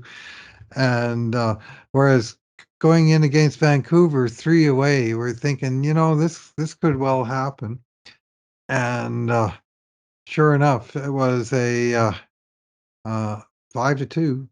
Edmonton beat Vancouver, and Gretzky scored the first 2 goals of that game, set up the next two, and then sealed the deal with an empty net goal in the last 20 seconds of play. Uh, and it was one of those you could feel it was coming, and he kind of waited until he pulled the goal. Vancouver scored to make again. I'm just looking at the summary hockey references, marvelous for this. The game logs Oh you can yeah, I skip love right that through. site. So this is what fills out the memories. I have these memory hooks. I remember things that happened in the game, but These are all the the notes that details are available yeah, on the summary.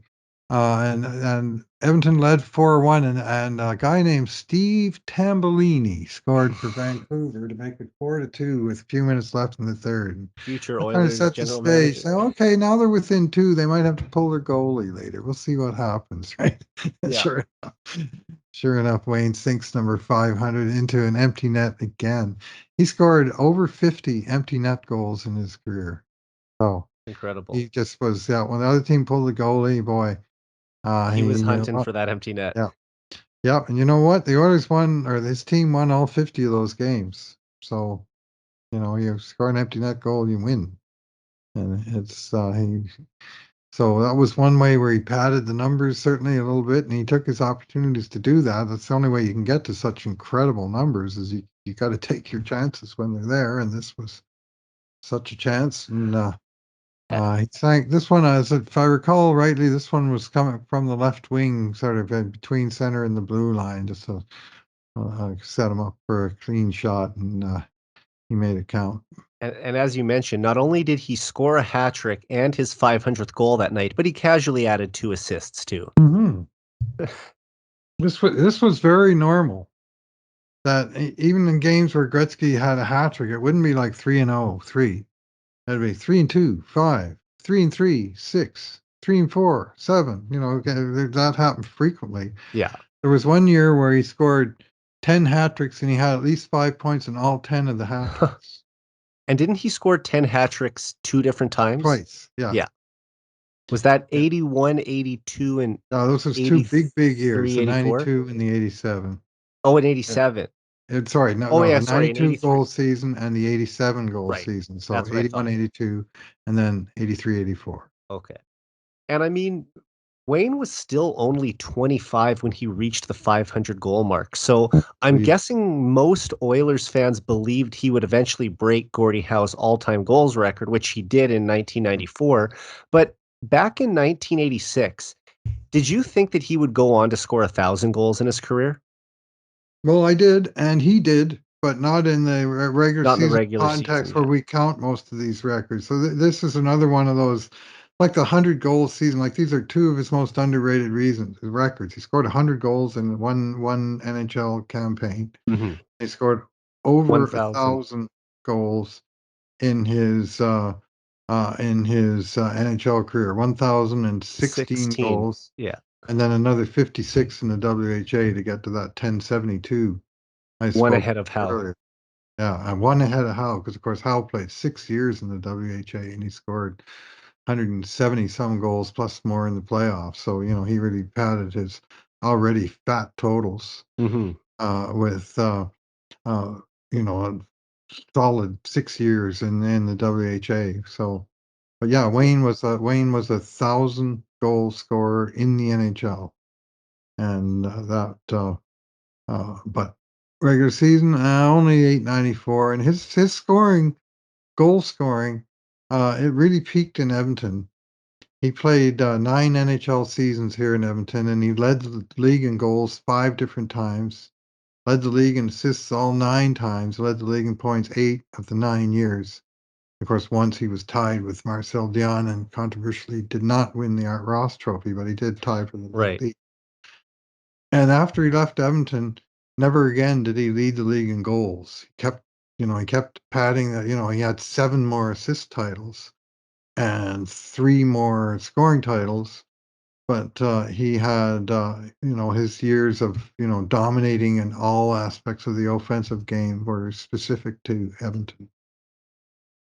Definitely. And I mean, there's been plenty of talk in recent years about Alex Ovechkin eventually surpassing Wayne in terms of regular season goals. But I think the two records that are safe would be the 1,016 total goals in an NHL career and 1,072 goals in a professional career. Yeah, well, Ovi, of course, will have done it all in the one league, so he wouldn't have any of those crossover major league points that are part of that record. Bobby Hmm. Hull was the third guy who had 1,000+ goals as a pro, counting playoffs. He had, I think, 1,018 with again, 7 full years in the WHA Right. and 600 NHL goals before he ever made the move across leagues. So yeah, Ovi is he's currently at 762. He got one last night, but his playoff total is just, let me get to it, 71. And Gretzky, I think, has 122 playoff goals. 22, and then of course 10 more in his one WHA playoffs. Yeah, So that's it. I don't think Ovi will get to 122 in the playoffs. I don't think so either. He's Um, only had 2 years. Ovi's only had 2 playoff years with more than 5 goals. So he's also only ever been past the second round of the playoffs once in his trophy. entire career. Mhm. The year Sure. they won the cup in 2018. But, I know there's a lot of people who are cheering for Ovechkin to get that record. Uh, I'm by no means an Ovechkin hater, but, Gretzky is my hero, so I am still holding on to hope that he will retain that record. Me too. And I'm not I'm rooting glad we're on the against same page. Ovi, and No. it'll probably get exciting. I mean, one thing, Ovi has got the Gordie Howe vibe going in that he doesn't seem Yeah. to be slowing down at all as he, gets deep into his 30s. And, here he is already with 32 goals, with 30 to play. It's snip and tuck. Will he get to 50 or won't he? But there's every chance he'll get to 50 yet again this year. Mhm. And he's something he's done numerous times in his career, 1, 2, 3, 4, 5, 6, 7, 8 times, plus a 49 and a 48 and a 46. I mean, it's the machine. Well, So, as you talked about, by the time the 1990s rolled around, Wayne Gretzky was absolutely a pass first player, as opposed to the equal parts goal scoring and assist making machine in the 1980s. But Ovechkin has pretty much been primarily focused on scoring goals his entire career. yeah, yeah, he's more goals than assists pretty much every year, and uh, there may have been a couple of years where he was just a little bit few more assists than goals, but I mean on his career, 762 goals, 621 assists. I mean he's a goal scorer first and second, and a great offensive player. And I mean he makes great passes, and he also creates rebounds that create goals. And I mean but he's primarily a goal scorer. He's not going to come close to any points records. No. All right. Well, a little over 4 months after Gretzky scored his 500th goal, the Oilers faced the Los Angeles Kings in the 1987 Smythe Division semifinal. And with an assist in a Game 1 loss, Gretzky tied Jean Beliveau as the NHL's all-time leader in playoff points with 176. But Bruce, by the time the final buzzer went in Game 2, Gretzky owned the record and then some. Yeah, that's for sure. They did lose game one. Of course, this was the year after they suffered the shocking demise on the infamous Steve Smith bank shot off of Grant Fuhren in the net that decided the Smythe Division final unfavorably against Calgary Flames in '86. So there was questions over that team a little bit. and there's a little bit of scandal that had been around. And '87 was playoffs.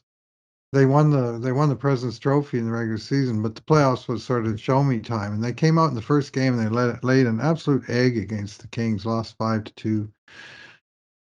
And I remember Tiger Williams got the winning goal. That was not a lot of fun. It was, and it's sort of, geez, what's going on? Like, why can't?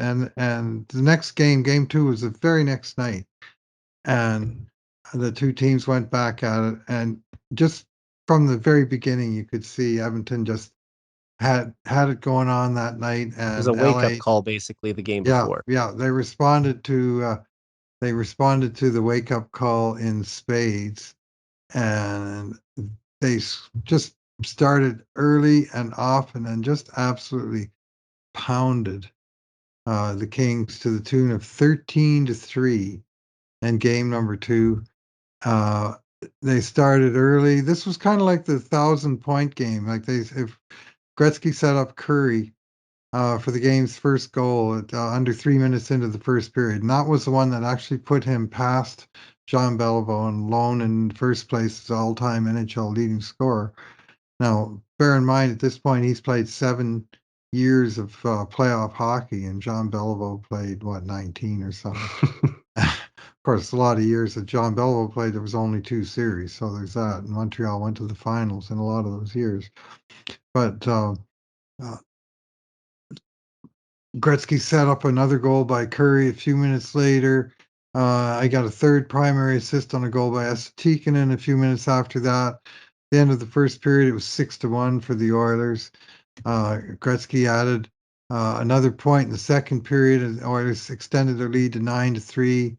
And then in the third, he added another goal and two more assists as the Oilers ran away and hid with this game to the tune of 13-3. Still the NHL record for most goals ever scored in a Stanley Cup playoff game in the conventional NHL. You know, if you go back to the games involving Dawson City, you might find, Joe Go back One-Eyed 1903. Joe One-Eyed Malone scored 14 goals in a game and Yeah. stuff. But this was in the In the modern modern, NHL. yeah. 13 goals by one team is and remains an NHL record, and they kind of got the shackles off with that game too, and they thought no messing around. We are just going to take it to these guys, and we're going to take it to them all night, and they did all of that and poured it on. So Gretzky wound up this game with 1 goal, 6 assists, 7 points, and so by night's end, he's gone from being tied with Jean Beliveau, the great Jean Beliveau, best playoff scorer in all time in history, to all of a sudden there's Jean Beliveau disappearing into the rear view, already 7 points behind, Yeah. and you knew it wasn't going to stop it. Just ran out of time that night, but by the end of that playoff year, Wayne was well over 200 playoff points, and he, that was just again just your standard.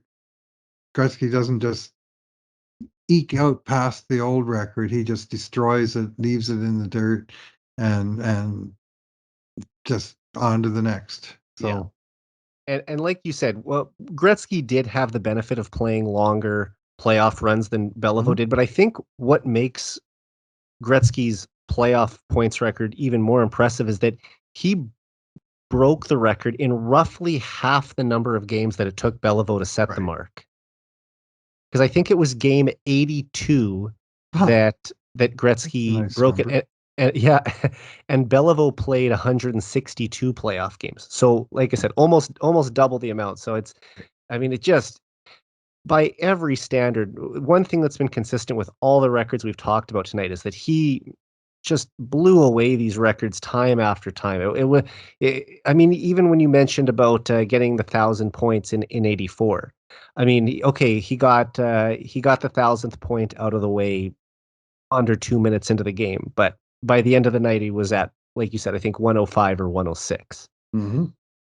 Yes, Just yeah, yeah, that was that was the um, that was his MO.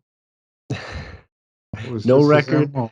He Yeah, wasn't just going to pass it. He was going to demolish the record. yeah, yeah. And he would on those nights, and you could see it. Like one thing you could see from the stands was his face would get flushed when he got excited, Hmm. and we soon learned that the flushed face was a very very good sign for Edmonton. That if Wayne's if his ears were burning or whatever it was that started it, by the time he really got going in the game, he would kind of he would his face would turn red, and he would just take it to another level that was just off the charts that nobody Well, no opponent could deal with. I remember hearing that Glenn Sather would often double shift him early in a game just to sort of Mhm. get him going and get that face flush, as you said. Yeah, I had a little conversation today with a wonderful Twitter feed, Hockey Samurai, which account I recommend to anyone. And he had a tidbit about uh, Gretzky getting benched in the WHA in this was in December of 1978 when Wayne was first with the Oilers, and this was a radio game. They were playing at Cincinnati. I was listening to it on the radio, and at this point, the Oilers they lost 5 in a row. They really hit a funk. Their standard December funk. They still have it every year, and they they were in Cincinnati and going nowhere, and Sather took the initiative to bench Gretzky for the entire second period of that game. And Rod Phillips was describing, he said, he said, like, all I can see from here is the back of his neck, but it's bright red. He looks like he's like totally embarrassed. I don't know if this is a good idea, what they're doing to this kid or not. That, and so come the third period, Wayne's not benched anymore. He's back out on the ice. And guess what? He scores a hat trick in the third period, and Edmonton rolls to a 5-2 win over Cincinnati, losing streak over questions and asked and answered. Say they challenged him, and Wayne picked up the gauntlet, and the flushed face was just sort of the early sign that he got the message, and he was going to bring it. And so that was they never had to bench him again to bring on that flush face, but it did remain sort of one of his trademark features and more visible from stands. This was one little detail you could see better in person than really showed up on TV. Yeah, I mean, just a kid then, but I would venture to guess that was probably the only time in his NHL career he was ever benched. Yes, yeah, and in WHA or NHL career, it never happened in the NHL, of course. No. But this was just say they're getting his attention, and it worked. It took one try. Hmm. And let's skip ahead now to the following season, where the Oilers hosted the New York Rangers at Northlands Coliseum on November 4th, 1987. And coming into this game, Wayne Gretzky and Marcel Dion each had 998 career assists and were looking to join Gordie Howe as the only players to ever reach 1,000 assists in an NHL career. Bruce, that had to be awesome watching these two legends chase down the milestone at the same time. Yeah, I'll say we came to that game with both guys dead tied at 998, and there was a very realistic possibility that they were both going to do it in the same game. And I actually hope that we would get to see that the second and third guy. I wanted Wayne to do it first, and then for Dion to get to the milestone in garbage time with the game safely won. Hmm. It didn't quite happen like that, but it almost happened like that. Gretzky scored his his two assists in uh, the first one was a play that you can still see on the highlight reels of Wayne and Yari. Wayne to Yari to Wayne to Yari to tap in because they had the puck on a give and go, There's a GIF and of it that I've used before. yes, yeah. Well, that was assist number 999, in case you're ever wondering. And then I'm just trying. This was 80. What was the date of this again? November 4th, 1987. 87. Right. Of course, this was last year here that he got his thousandth, and then he got the NHL record 1050 later in that year. And this was sorry, November 4th. Yeah. New York Rangers, and so he set up the Curry goal early in the first period. Then he took a little time out from setting up goals. He scored uh, 9:05 of the first. He scored 15:20 of the first. He scored 131 of the second. Now he's got a hat trick, and it's 5-0 for Edmonton. So now we really are in garbage time. And we got into the third period before Gretzky set up Esteekin, and then he had his thousandth point or thousandth assist Right. to be the second fastest to ever get to that milestone. And then in garbage time, Marcel Dion did pick up an assist, but it was only his 999th, and the game ended 7-2 Laffer for the Oilers, with Wayne at 1,000 and Dion, who played, 500 more games than him at that point, at 999. So we didn't quite get to see both guys do it, but we certainly got the excitement of thinking, well, either guy could get there first in this game. Yeah. It's not like it's inevitable. You have a stationary number that some other guy is catching up to, and eventually he's going to catch and pass, or he doesn't catch up, but the one number doesn't move. This was two guys that were both adding to their totals, and it worked out pretty good for Dion. I looked it up, and he got his thousandth assist in this very next game. And you know where that game was? It was at Los Angeles. Oh, against his old team. Marcel Dion had been a superstar for many, many years, and no doubt he got a huge ovation for that milestone. I think this was the very last year of his career by this point that he got to 1,000 assists. And no, we have one more year after this, but he ended with 1,040. He didn't quite catch Gordie Howe's 1049, Right. and he had. But he got number 1,000, which was a huge milestone, of course, for him as well, and he got it in the fabulous form. So it worked out pretty good for him. But For sure. like so many others, he wound up second best to Wayne Gretzky on the night that the big chance came. And Bruce, it seems like we just talked about this a few minutes ago, but kind of what you said was the opposite of the game he got his 500th goal, where he'd score a hat trick, but casually add two assists. Uh-huh. It was on this night he sets the assist record, but scores a hat trick as well. Casually adds a hat He trick. Yeah, casually well, adds a hat we, trick. we've described so far here three different milestones, not records, but milestones. The Hmm. 500th goal, the 1,000th point, and the 1,000th assist. Three different games where he set these fabulous milestones. And usually you see a guy get his 500th goal, and he's got like one goal in the game, and it might have bounced in off of him, or it just Right. it was inevitable, and it finally happened. Well, in these three games where he set these three milestones, just three games standalone, Wayne Gretzky had 8 goals and 8 assists for 16 points. Just unbelievable. He did not merely set records, he demolished them. It was Hmm. incredible, and it happened over and over and over again. Like that Belleville record, same thing. He didn't beat it, he demolished it. The Esposito record, same thing. 1539, same thing. It was just stunning that once he got within reach of the record, the cheeks would flush up, and look out, bad guys. You're in serious trouble now. And yeah, and of course, later that season on March 1st, 1988, he ended up breaking Gordie Howe's all-time assist mark, getting to, like you said, 1,050 assists. Was that game even more fun to watch than seeing Dion and Gretzky both kind of chase 1,000 assists in the same night? Well, it was in the sense that uh, it was such a huge record. I mean, this is NHL career record, Yeah.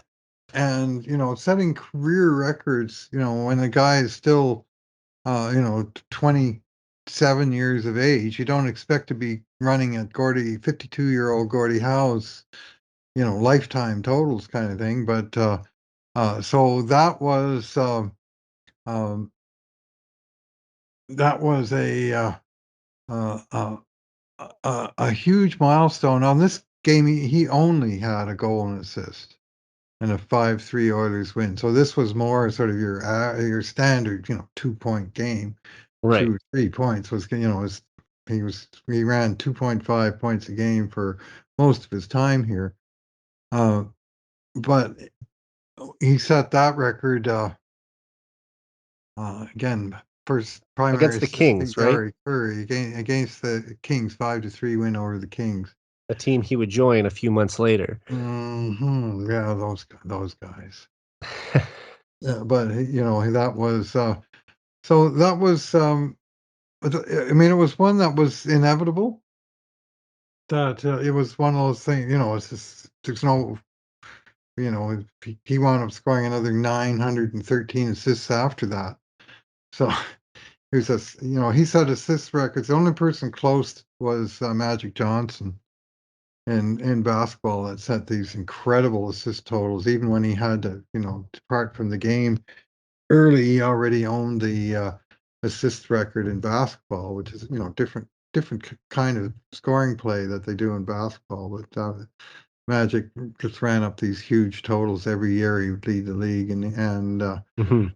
uh, and then he got the AIDS scare, and he had to, he had to leave the game. He came back later and added to his record, but even Magic, Wayne Gretzky, 20 years in the NHL, 16 times leading the league in assists, and retired as the all-time. I mean, we talk about him doing this in several different seasons, scoring enough assists to win the scoring title without any goals. But oh yeah, he led the league in goals.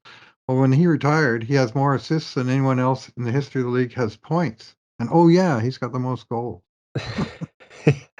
Yeah, and I mean, Yager did get close in terms of career points catching Wayne's assist total, but ultimately fell, I think, about, oh, was it 30 or 40 points short of it?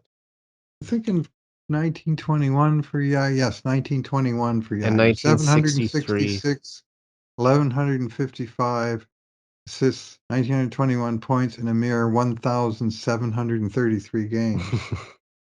So he was another freak that just could kept going and going and going and Much like Gordie Howe is produced still much playing like professional Howe and hockey. Yeah. Messier, and just kept pumping in the points, quality point totals for a long time. And he just turned 50 years old recently too, and is still playing in the Czech Pro Still League. playing, still playing, 50 years old. So maybe Yeah. he's going after Howe's longevity record. Might be a cheap deadline pickup for the Oilers if they could sign him to a league minimum deal. um, well, Bruce, we're going to finish up tonight by talking about the final record that Wayne Gretzky set in an Oilers uniform on May 26th, 1988. It was a special game, of course. Obviously, the Oilers won their fourth Stanley Cup in 5 years, but I actually learned about this record from you on Twitter during a conversation we had a few months ago. So I'll just let you take it from there. Yeah, this was a magical time, the Wayne Gretzky years in Edmonton. They were just about to come crashing to an end, but we didn't know it. In the spring of 1988, and the Oilers dashed the hopes of their various rivals along the way in those playoffs in '88. Uh, they won. I think I got this right. All of their home games They in only the lost two playoffs. games that entire playoff run. Yeah, They yeah, went 16-2. they lost. They lost game three to the Jets, and they lost game three to the Red Wings. And they had uh, this way that they finished other teams with a flourish. The last game played in Winnipeg that year, the Oilers came from 3-0 down, and they beat the Jets 5-3. The last game in Calgary that year, the Oilers came from 2 goals down, took it to overtime. Then Wayne Gretzky scored the winning goal on the famous slapper over Mike Vernon's shoulder. That was it for hockey in Calgary that year. The series wasn't over, but the Calgary games were over. They finished hockey in Detroit that year with a Yari Curry goal in overtime in Game 4. But what happened in Boston was completely off the charts. The Oilers had they won the first 3 games of the Stanley Cup Finals, and Game 4 was in Boston, and they I remember the morning of the game just kind of being in a quandary, saying, I really want to see the Oilers win the cup. I want to see them winning in a sweep. They've never had a sweep. I really want a sweep. But you know what? If they get a sweep, they're going to have to win it in Boston. I'm not going to get to see the Right. cup. I really want to see them get the cup. How am I going to see them get the cup? So either way, if they win in Game 4 on Boston, get the sweep, I'm happy. Obviously, we won the cup. If they win in Game 5 in Edmonton, I get to see the cup. I'm happy, but we didn't get the sweep. Well, this was one incredible time in a 1 in a million where they flipped the coin and it landed on its edge. And neither result happened in Game 4. The Oilers had a 2-0 lead. They blew it. They fell behind 3-2. And the very last moment of hockey in Boston in '88 was Craig Simpson slamming home the 3-3 tally at 16:37 of the second period. Remember it well. Score was tied. They just show the goal. They show the replay, and all of a sudden, boom, telecast off. And there was a power failure in Boston Garden. Score was tied. It wasn't like Edmonton was trailing or anything like that. The score was legitimately tied. And now what do? The power, they were able to bring the broadcast back, but there were no lights. And eventually they decided, nope, they're not going to have any lights. So they're going to declare this game a tie. And they're going to come home to Edmonton. And so they're going to Right. play game 4B in Edmonton. And in at least one definition mind, the Oilers still have the shot at the sweep because game 4A was really sort of inconclusive. It was a null result, as they would say in science. And so they come home for game 4. And of course, in this series, Gretzky's been piling up the points, in his sort of usual fashion. Just let me bring him back here. Page a moment, but I know exactly where I'm taking this. And 87, 88 finals. And so, yeah, he scored goal in game 1. Oilers won 2-1. He scored a goal and 2 assists in game 2. Oilers won 4-2. He scored 4 assists. That's Tikkanen got a hat trick in game 3. Oilers won 6-3. He had 2 assists in the nullified game. So he had 10 points coming home for the final game against the Bruins, or what proved to be the final game against the Bruins, game 4B, the Stanley Cup Finals. And he was, at that point, within striking distance of the NHL record set by Gordie Howe of 12 points in Stanley Cup Finals. What year was that? Howe was 55, I believe it Okay. was 1955. And that record had been tied by 2 Montreal Canadiens in the same series, I'll guess. 73 against Chicago, Louis Yvon Belleville? Cornway and Jacques Lemaire. Oh, okay. Had 12 points in a high-scoring 6-game series in 73. This is 15 years after that now. And so Gretzky needed 3 points in this to set this record. And the Oilers would roll to victory in game 4, 6-3. So they won all 4 of their games in that series. They doubled the Bruins. And he set up Tikkanen for a goal in the first. Then he scored. His 12th point came on a goal that he scored in the second period that put the Oilers ahead 4-2, and that this would ultimately stand up to be the Stanley Cup winning goal. His last goal as an Edmonton Oiler was a Stanley Cup winner. If you want to go out, do it like that. And this was in the second period. The one period of the 3 that the Oilers attacked the end of where we sat. So, those second period goals were extra special. And then with 2 seconds left in that second period, literally the last play, Gretzky coming towards our end as an Oiler. Yeah, he made a great pass to Craig Simpson, who polished it off. 2 seconds left in the second period to make it 5-2 and basically put the game away. And that was his 13th point, his last point as an Oiler. And in addition to, that milestone, it set the all-time record, still standing, for points by a player in the Stanley Cup Final. And so, even his very last Swans, oh yeah, and he won the cup, and he did that team picture thing, The and oh yeah, famous he got team picture tradition they yeah, started. yeah, and then he got married in this, this big ceremony downtown. It was like everything was perfect. It was like fairy tale 1988 was like, yeah, like you said, it was a fairy tale until it all kind of until came crashing down a couple months later. until then, yeah. But it really was. I mean, Janet Jones, she actually sat on my row. I'm not making this up, I promise you. We I sat in the believe wives you. and girlfriends section, Okay. and so we saw various well, wives and girlfriends of Hmm. the hockey players and coaches and stuff that sat down with us. So there was well, some pretty nice looking ladies down there for one thing. But Janet Jones, she was a nice gal. She'd always say hi on her way. She sat a little further in the row, so she would come in and we'd stand up and let her go by. And she came by one time. She had this huge, huge diamond on her finger. That was still a fabulous thing. It would catch the light, and you get this pure spectral colors coming off it. This pure green, pure blue.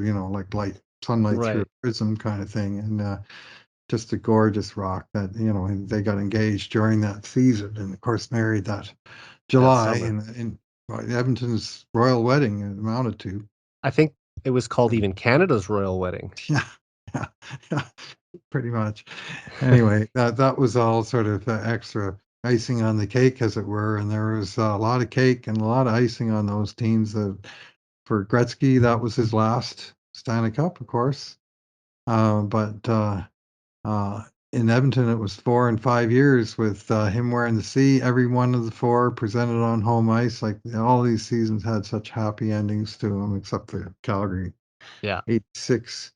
Um, I'm glad that the Oilers did win all of the cups with Gretzky in Edmonton as well. Like obviously they won the fifth one in the Boston Garden with mm-hmm. Mark Messier as the captain, Yep. but Yep. that's that's great for the fans that they got to win it on home ice because you see so many Stanley Cup teams um they don't get to do that. Like I believe Sidney Crosby, all three of his cups with the Penguins were on the Mm-hmm. road.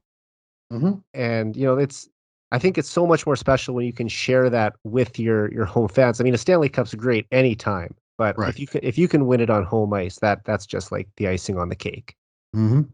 Yeah. But we got all four of these, and this is where that coin landing on its edge is the analogy I've come up with for how Game Four ended. Like you could do one of those computer simulations where you could do a million of them, Yeah, and you would either get Oilers winning in four, or Oilers losing game four and winning in five, or you might even get winning in six, or you might even get losing in seven if you did a million of them.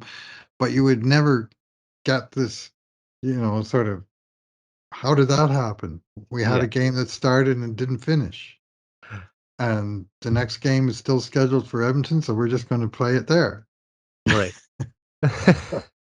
It just couldn't really have worked out uh, any uh, any better in '88. So as swan songs go for Gretzky, and of course, then he had uh, that great moment here as a member of the LA Kings when he beat the Howe record that we talked about earlier. But and he had a great moment in the All Star game, uh, the In '89, 89. very next year's All Star game, where he came back and lined up with Yari Curry, and all was well with the world for 60 minutes.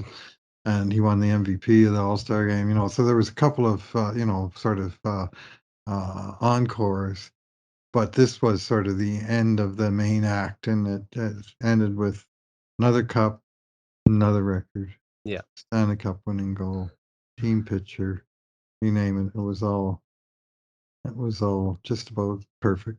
I mean, 1988 might be the most memorable calendar year of Wayne's entire career if you look at everything. I Yeah, can't say that with certainty, but I think just because of the trade yeah, alone, it makes it at least the most discussed season of his career. And when you add in all the accomplishments as well, the returning to Edmonton with the Kings in '88, getting the standing ovation, and all the things you just mentioned during the '88 The playoff run, that statue. the statue, yeah, like all these things kind of culminated in making it just a year that has been so documented in his entire career. Yeah, yeah. Well, I mean, it was the changing of the guard when he went to LA, certainly, and it changed the course of the game. I'm still not convinced it was for the better, like many seem to think that it grew the game in the American market. I'm not Right. sure that, well, as a Um, selfish Canadian, I haven't seen the Stanley Cup disappear stateside about 30 years ago and never coming back. yeah. It's it seems It's like the certain further south you are now, the more likely you are to win it. Yeah, I mean, it certainly grew the game in Los Angeles, I would say, and I think Wayne is responsible for a lot of, the teams that have popped up around the Sun Belt area. But uh, I guess you could say in the grand scheme of things for the growth of hockey, maybe Wayne going to LA was the best possible thing. But as an Oilers fan, and I mean, I was born like 5 months after the trade. I was like two weeks old when that All-Star game happened in 1989. So I wasn't around for any of the time Gretzky was an Oiler. But I suppose it would have been very hard for Oilers fans to appreciate that, this is for the greater good of hockey when you're losing the greatest player who ever played off your club team. Yeah. Well, good luck winning that argument at that time in this city. There was a Yeah, lot exactly. of bitterness. There was a lot of fingers pointed. Janet Jones took a, I think, undeserved A share lot of of abuse.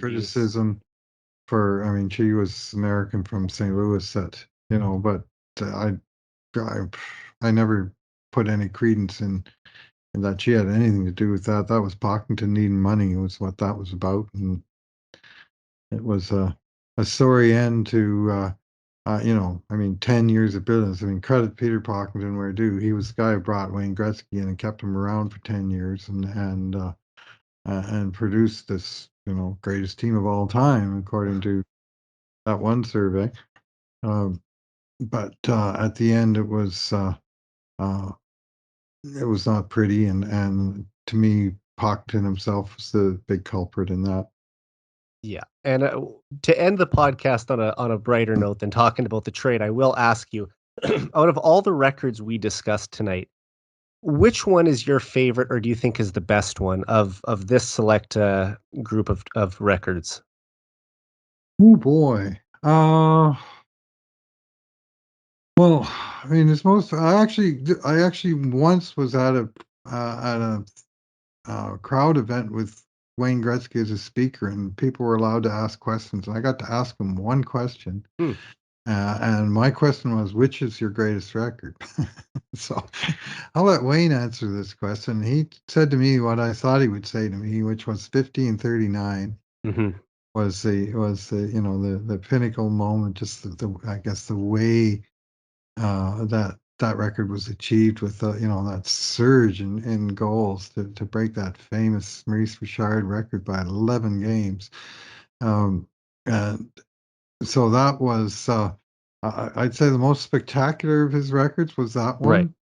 But as we've discussed time and time again, records, milestones, round numbers, as he got close to him, he just didn't just get to the record, he just skated right through it and demolished it and just kept on going and on and on and on to the next one. And that's the sort of enduring takeaway of Gretzky was that almost without exception, when he set a record, he would do so in spectacular fashion and leave no doubt whatsoever that this was Hmm. his record. And uh, the people that held it in the past, they're footnotes in history. You can go back and say, well, Maurice Richard did used to hold this record, or Jean Beliveau, or Gordie Howe, or Phil Esposito, or Bobby Orr. I mean, all of the greatest players in the history of hockey we're talking about here, right? Yeah. And and Wayne just methodically smashed their records one after the other. And here we are, 30 4 years since he left Edmonton, and none of these records has been approached. You know, it's like the other guys are footnotes. Well, who are the guys coming on after him, right? I mean, he still just stands alone, far ahead of everybody else, and career marks, individual season marks. That there's no sign. It would take a major change in how the game is played, on large nets, or it'd be Yeah, I don't want them to major do anything of major that. rule changes, 3-on-3 for 60 minutes, whatever. It would take a mammoth game a change that would make the game almost unrecognizable. And instead, the changes that we've seen, by and large, have been to contain the game, to play a more defensive style, to play a more systematic game, to have more parity in the league. I mean, that's been a big objective of the league as a Yeah. whole, is the parity thing, and the way to maintain parity is to to to keep the scores down is Well, they try to it's call it been one of the competitive results. balance, right? Yes, yeah, Yeah. yeah, yeah, yeah, and so those, I mean, 30 years on, he's still got those 61 records, right? Hmm.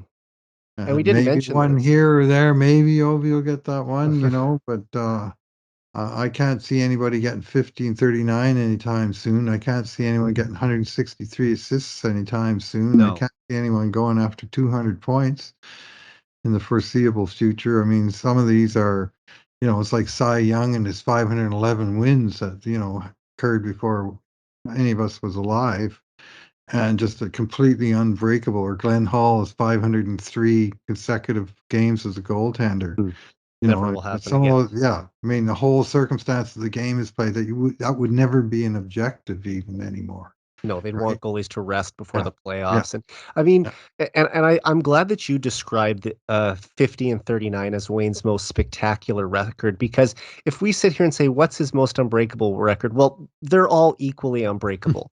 It's just as unlikely that someone will come around and hit 2,000 assists one day as it is that someone will score 50 goals in 38 games. I mean, they're equally impossible. Again, not without some kind of a major shift in how the game is conceived, not just how it's played. I think, and there's no sign of that, all these decades later, and I certainly don't anticipate it's happening in my lifetime. No, and probably not in mine either. Well, Bruce, I just wanted to thank you again for being on the podcast. I mean, I could listen to stories about Gretzky and the Oilers' glory years all night, so I appreciate you taking the time to share all those memories again. And just quickly before we call it a night, do you have any new posts up at the Cult of Hockey that the listeners should check out? Well, the ongoing thing, we do the player grades after each game, and of course we do player analysis. I wrote a piece today about Mike Smith. That was a little less happy than some of the stuff we've been talking about on this podcast, but Hmm. just a current issue of the day, and that's really what we try and stay on top of, is Oilers news. There's three of us that write about the team there, and this is, for me, 14th year as a blogger, and 12th with the Cult of Hockey, and keep on keeping on is the thing. And I used to write a lot of historic posts about the old days, and Yeah. especially when I wrote for the Copper and Blue. And if you're interested in reading about some of this stuff, you can Google my name and a specific record, or whatever, and there's stories out there about the personal services contract, or about the 1539, or the 1851, or what have you. And those were fun. But nowadays I find people are very much into the here and now, and Hmm. not so I hope people do listen to and enjoy this podcast, because the good old days in this town, at least, really were good. I think that Alas, people they will are enjoy old, and I'm old, but not too old to have forgotten about some of these moments that was a hockey fan's dream come true. Yeah, and I just want to say I really enjoy a lot of those old posts of yours. I remember you had the the post about Gretzky breaking Howe's all-time point record, and I think it was titled "The Man in the Black Hat." That was about his return to Edmonton, the man in the black hat. The Man in the Black Hat. Sorry. Yeah. And that was the first when Wayne first came back wearing the wrong colored clothes. Mm-hmm. But I mean, yeah, and I think the timestamp on a lot of those was like 2010, 2011, 2012, I Yeah. think. Yes. Yeah. So, yeah, but obviously fun to go read about just like it is to talk about it, to hear about the old days of Oilers glory. Yeah, well, it was I really went on a stream of that at a time, and at the Cult of Hockey, where we always concentrating on the current team, Yeah. and once in a long while, I'll throw in one of those pieces. There is one in there. What is Wayne Gretzky's greatest record, which was inspired by that time I actually had the chance to ask him that question. I wrote a Mhm. post based on it, and that was a bit of fun. I listed a few of the incredible records. I think I listed 9 of the 61. Well, I'm sure I'm sure most people listening to this podcast have read your work before, but if anyone hasn't seen Bruce's new post about Mike Smith, everyone go check that out, please. And I hope you'll be back on the podcast again sometime, Bruce. It was fun talking to you again. Yeah, great fun indeed, Eric, and thanks for inviting me. All right. So for Bruce McCurdy, I'm Eric Friesen. This has been the 99 Forever podcast. We're out.